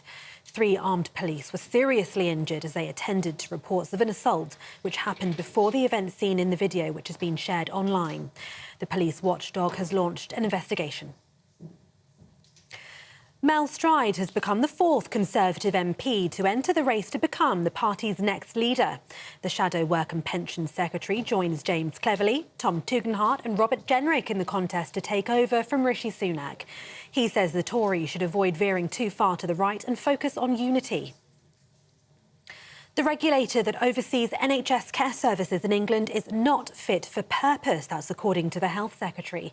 An independent review into the Care Quality Commission has revealed significant internal failings that are hampering its ability to keep a check on health and social care institutions. And in the US, Barack Obama has endorsed Kamala Harris to become the next president of the United States. In a roughly 1-minute-long video, a private phone call can be seen between the former president and his wife, Michelle Obama, with Miss Harris. Mr. Obama said he couldn't be prouder to endorse the vice president and said he'd do everything to get her into the Oval Office. And those are the latest GB News headlines for now. I'm Tatiana Sanchez. More from me in half an hour. For the very latest GB News direct to your smartphone, sign up to News Alerts by scanning the QR code or go to gbnews.com/alerts. Cheers Britannia Wine Club proudly sponsors the GB News Financial Report. And here's a quick snapshot of today's markets. The pound will buy you $1.2868 and €1.1857. The price of gold is £1,845.69 per ounce, and the FTSE 100 is at 8,236 points. Cheers Britannia Wine Club proudly sponsors the GB News Financial Report.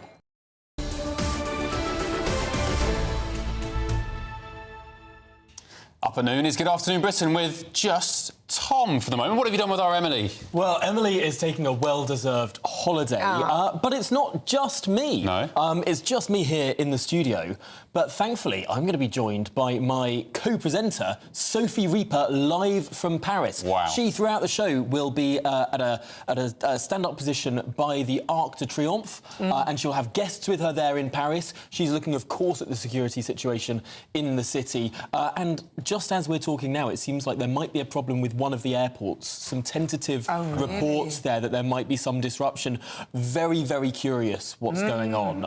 And hopefully we will learn more throughout the course of the programme. But yes, half here from midday in London. Meanwhile, it's 1 o'clock over in Paris, and that's where Sophie will be. Of course. Wow. What else are you focusing on this afternoon? Well, my goodness, we've seen this Care Quality Commission investigation. It seems like it is dire. We're going to be looking at how this is affecting people on the ground, because it seems like it's a very patchy situation across the country. Some areas good, some areas bad, some we just don't know the quality of the care that we're getting. So that's another huge issue that we're looking at.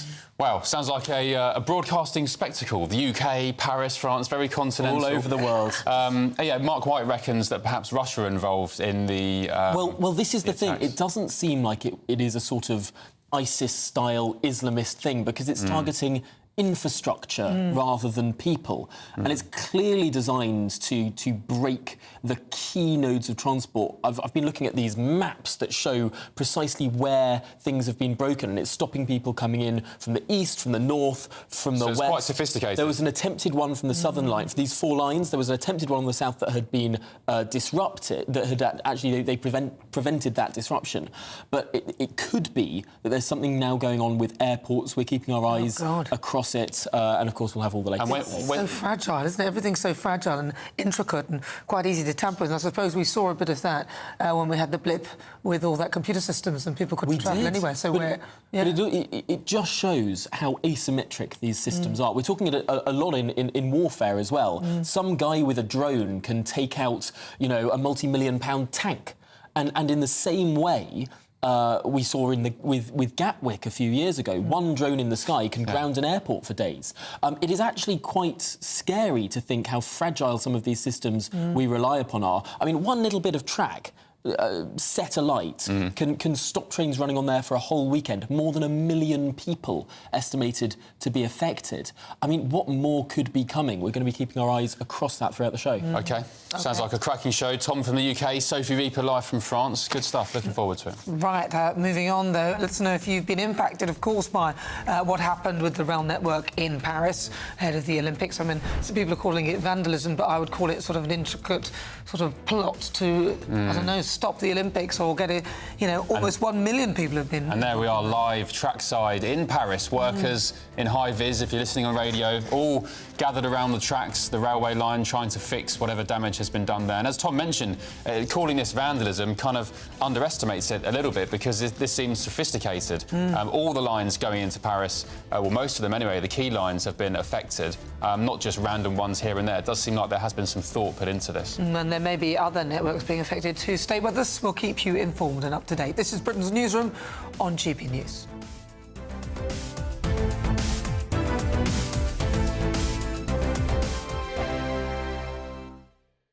Good morning. Welcome to your latest weather update from the Met Office here on GB News. For many across the south, fine day today with sunny spells. Further north, there'll be some sunshine, but there will also be showers. Some heavy ones around at times too, particularly in western Scotland, but we've also got some this morning over northwest England. And as we go through the day, a few more will start to develop, particularly for Northern Ireland, right across northern England, 1 or 2 for Wales, but much of southern England, East Anglia, staying dry, staying fine with some lengthy spells of sunshine. And when the sun pops out, temperatures getting up into the low, maybe mid-20s across the southeast. Further north, mostly stuck in the high teens. And it'll feel cooler when the showers come through. And they will come through. They'll tend to zip through on a fairly brisk breeze across Scotland. So a real mix of sunshine and showers here through the day. 1 minute it's dry, the next you're in a downpour. It's the same for Northern Ireland. Again, some heavy showers here, but tending to move through. The showers more scattered across northern England, so not going to rain all day, far from it. There'll be some lengthy dry and bright spells.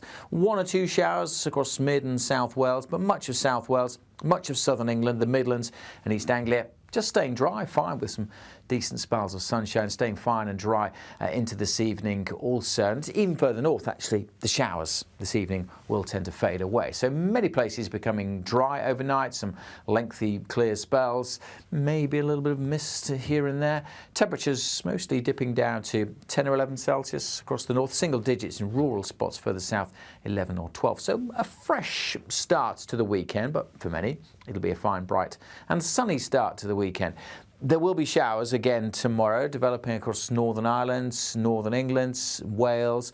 1 or 2 getting into the east, but again, I suspect much of eastern England dry, and probably a much drier day for western Scotland tomorrow as well. Feeling a bit warmer in the sunny spells across the southeast, and most of us set fair for Sunday. Mark Dolan tonight is your weekend dose of news, debate and entertainment. This sounds like a wild conspiracy theory. Don't miss my big opinion. Mark meets and my take at 10. Democracy is a funny old thing. And we don't do boring, not on my watch. I just won't have it. Go and get another glass of that bubbly. You've earned it. That's Mark Dolan tonight, Saturday and Sunday, 9 to 11, only on GB News, the People's Channel, Britain's news channel. I'm Patrick Christie's. Every weeknight from 9, I bring you 2 hours of unmissable, explosive debate and headline-grabbing interviews. What impact has that had? We got death threats and the bomb threats on. As time passes, she could have saved Storm. You made my argument for me. My guest and I tackle the issues that really matter, with a sharp take on every story. Went everywhere. Something practical could be done. Or I can become something different. Patrick Christie's tonight from 9 p.m. only on GB News, Britain's news channel.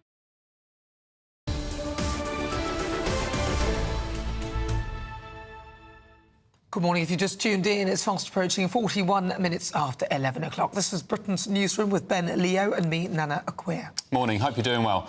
Now, a service remembering the sacrifice made by bombing crews during the Second World War has been held in Lincoln. Now, 58,000 men and women died, both serving and supporting the most perilous role in the Air Force. Our East Midlands reporter, Will Hollis, has this report.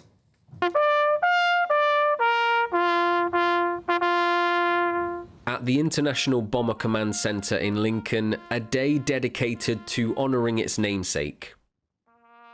Roy Briggs risked everything flying in Bomber Command. Now aged 99, the wireless operator had one of the most dangerous jobs in the war, bombing Berlin. I couldn't believe it, really. I thought, is this me or am I dreaming that a 20-year-old boy from the back streets of Battersea was flying over Germany in a Lancaster. I've got 3 old-age pensioners looking after me. Marking Bomber Command Day, Roy joins some of the last remaining veterans who flew the deadliest of missions. But toward the end of the war, dropping food, not bombs, became the task. Before we took off, we heard that Mr. Churchill was going to make a statement in the Commons at 3:30. And we dropped food and we were on our way back. And I tuned into the BBC and I heard him say, tomorrow will be VE Day. This is the 4th Bomber Command Day, created to preserve the memory of the people who served in the most perilous place, the sky. Some 58,000 people died serving with Bomber Command. Here at the centre, their names are included on memorial walls, the setting for a service remembering their role securing peace. Nikki Vanderdrift is Chief Executive. We need to remember that all efforts should be made to protect peace and freedom, and every day those in the military are fighting that fight for us. With members from 62 countries, the Allies fighting in Bomber Command took the war to the heart of Germany. Colonel Jonathan Bouchard is from the Canadian Air Force. This year, it commemorates 100 years of service. The contribution that our people did standing next to allies and partners back then is to be remembered. Nations once more coming together, not to defend, but to remember. Will Hollis, GB News in Lincoln.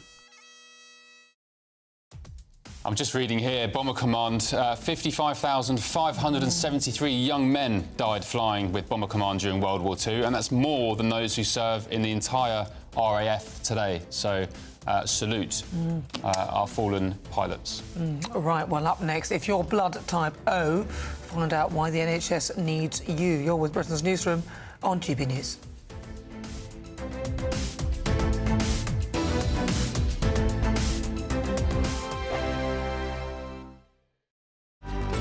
Good afternoon, Britain. Your lunchtime update on the stories that matter across the UK. From breaking news and insightful analysis, inspiring stories and lively debates. You're comparing yourself to a former Prime Minister. Which is it? Stay informed, stay updated, stay entertained. I just don't know how anyone would not want to be there. Every weekday from midday. We are Good Afternoon Britain, only on GB News. Britain's news channel. I'm Arlene Foster on GB News, Britain's news channel. Sunday with Michael Portillo from 11, only on GB News. The sunny spell that many have experienced this week makes this the perfect time to seek inspiration for fresh, beautiful food to fit the weather. Hannah Harley-Young from Crazy Sexy Food joins me once again for the latest in our Taste of Britain series. And to go alongside the return of the glorious sunshine, she recommends tequila. To be honest with you, it's more about my total love of tequila. It is my favourite drink. I have my favourite cocktail ready to be shaked for you in a second, which is obviously the margarita. But I think also I just love this sort of general story of tequila. Tequila, a bit like with champagne, can only be produced in the region of Tequila in Mexico. But I've actually brought for you, interestingly, a brand that is London-based. This was set up by Tom and Jack. They were drinking, I think, in sort of 2018, 2019, somewhere in South London, and realised that tequila could actually be quite enjoyable. Do you know what it's made of?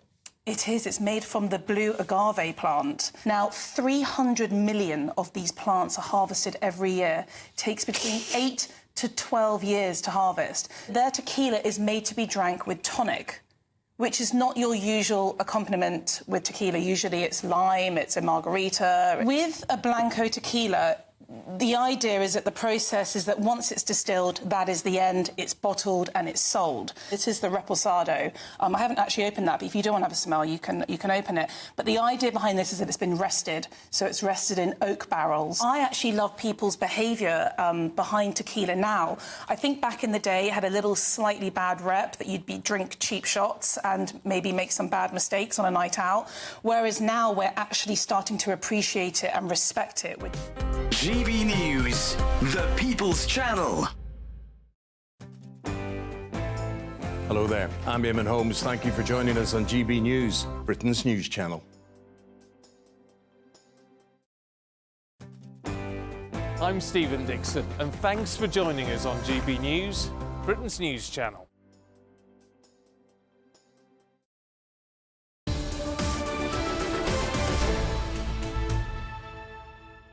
Good morning, 47 minutes after 11 o'clock. This is GB News, Britain's news channel. Now, the NHS is urging blood donors to come forward amid an urgent shortage of certain blood types. The Health Service has issued an Amber Alert after national stocks of O-negative and O-positive blood types fell to unprecedented low levels. Now, it's understood that the recent cyber attacks affecting London hospitals and more people missing appointments has contributed to the shortage. So joining us now is GB News national reporter Charlie Peters. Charlie, what can you tell us?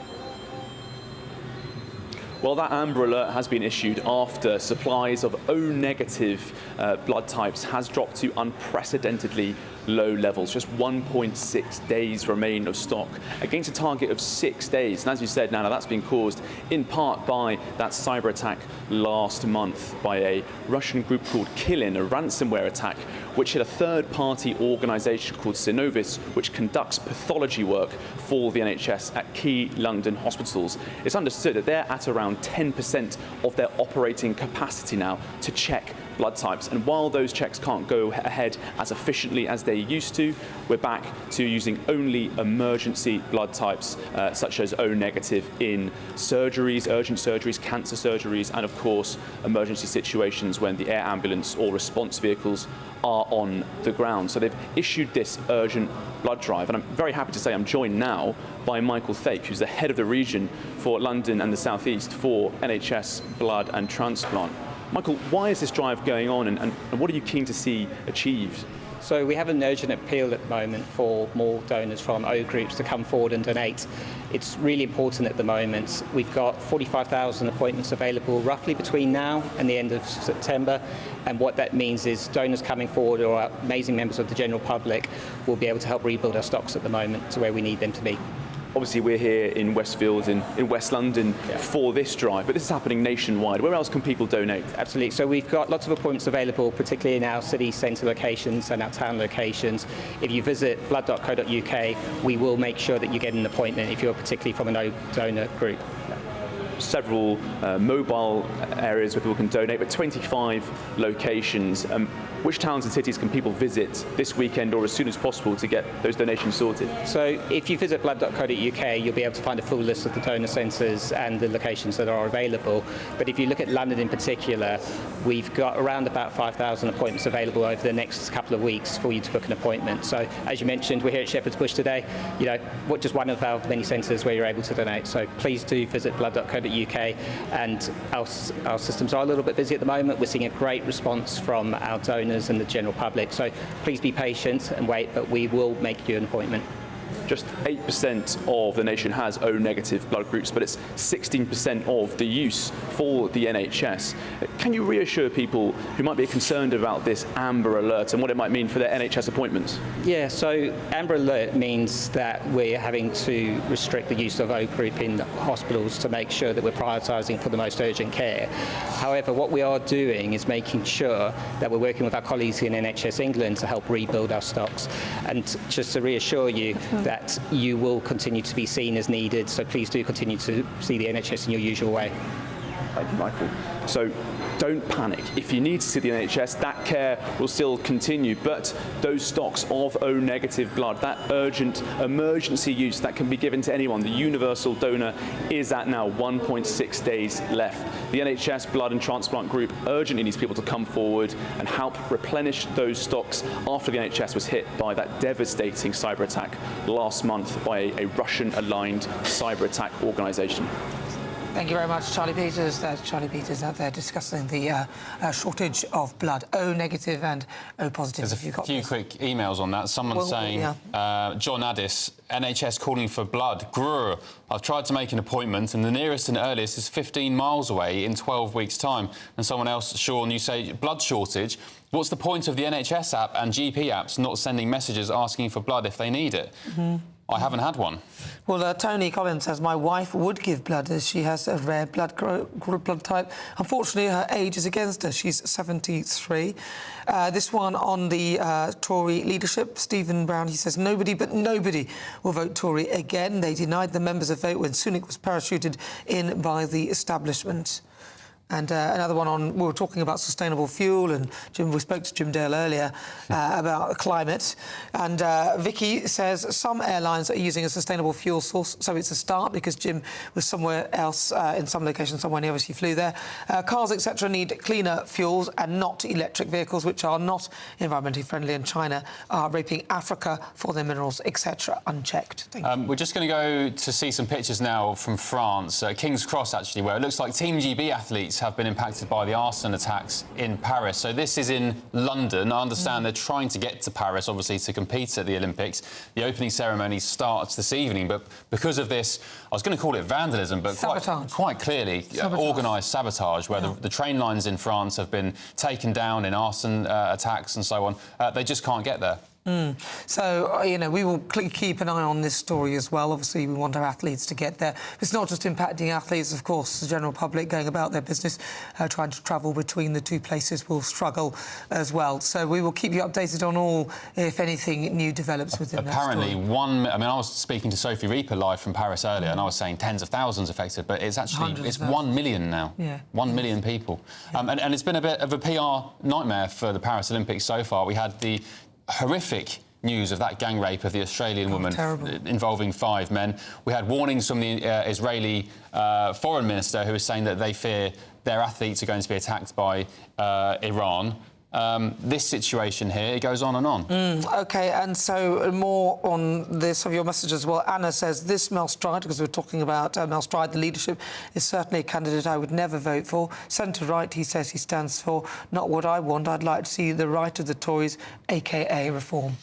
All right, that's all from us for today. Thank you for joining us. Thank you for your emails. Thank you, Nana. And Thank you. I'm back tonight covering Patrick's show. Tune in, and Nana's back tomorrow. 3 o'clock, be there, be square. Up next, Good Afternoon, Britain. Early this morning, acts of sabotage were carried out in a prepared and coordinated manner against state train infrastructure. Not my words, the words of the French Prime Minister just 1 hour ago. We'll be live in Paris as it appears the Olympics are under attack. Just how affected will we be? And will tonight's opening ceremony go off as planned? That's after your weather. Looks like things are heating up. Boxed boilers, sponsors of weather on GB News. Thanks for joining me for your latest weather update from the Met Office here on GB News. A mix of sun and showers today, with most of the showers across the north, a largely fine day across the south. Low pressure is dominating things, sitting up between the UK and Iceland. The closer you are to the low, the more showers you're going to get through the day today. So plenty of them coming into western Scotland.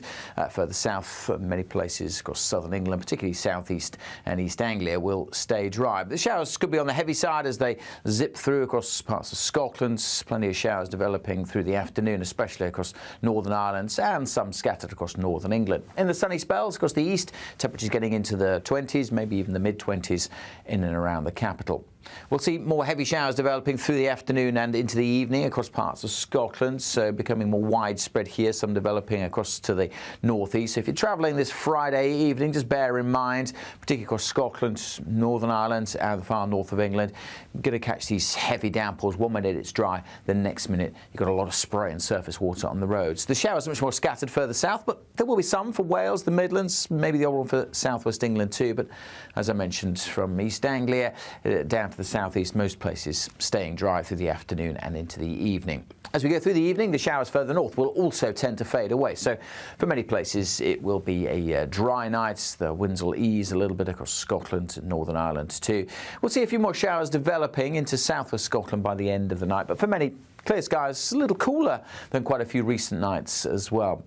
On to the weekend, and Saturday again a mixture of sunshine and showers. The main focus for showers likely to be northwest England initially, southern Scotland, but we'll see some heavier showers developing across Wales and perhaps into the Midlands, possibly the odd rumble of thunder along with northeast England. A drier day for Scotland and Northern Ireland, and again mostly fine across East Anglia and the southeast. Bye for now. That warm feeling inside from Boxed Boilers, sponsors of weather on GB News.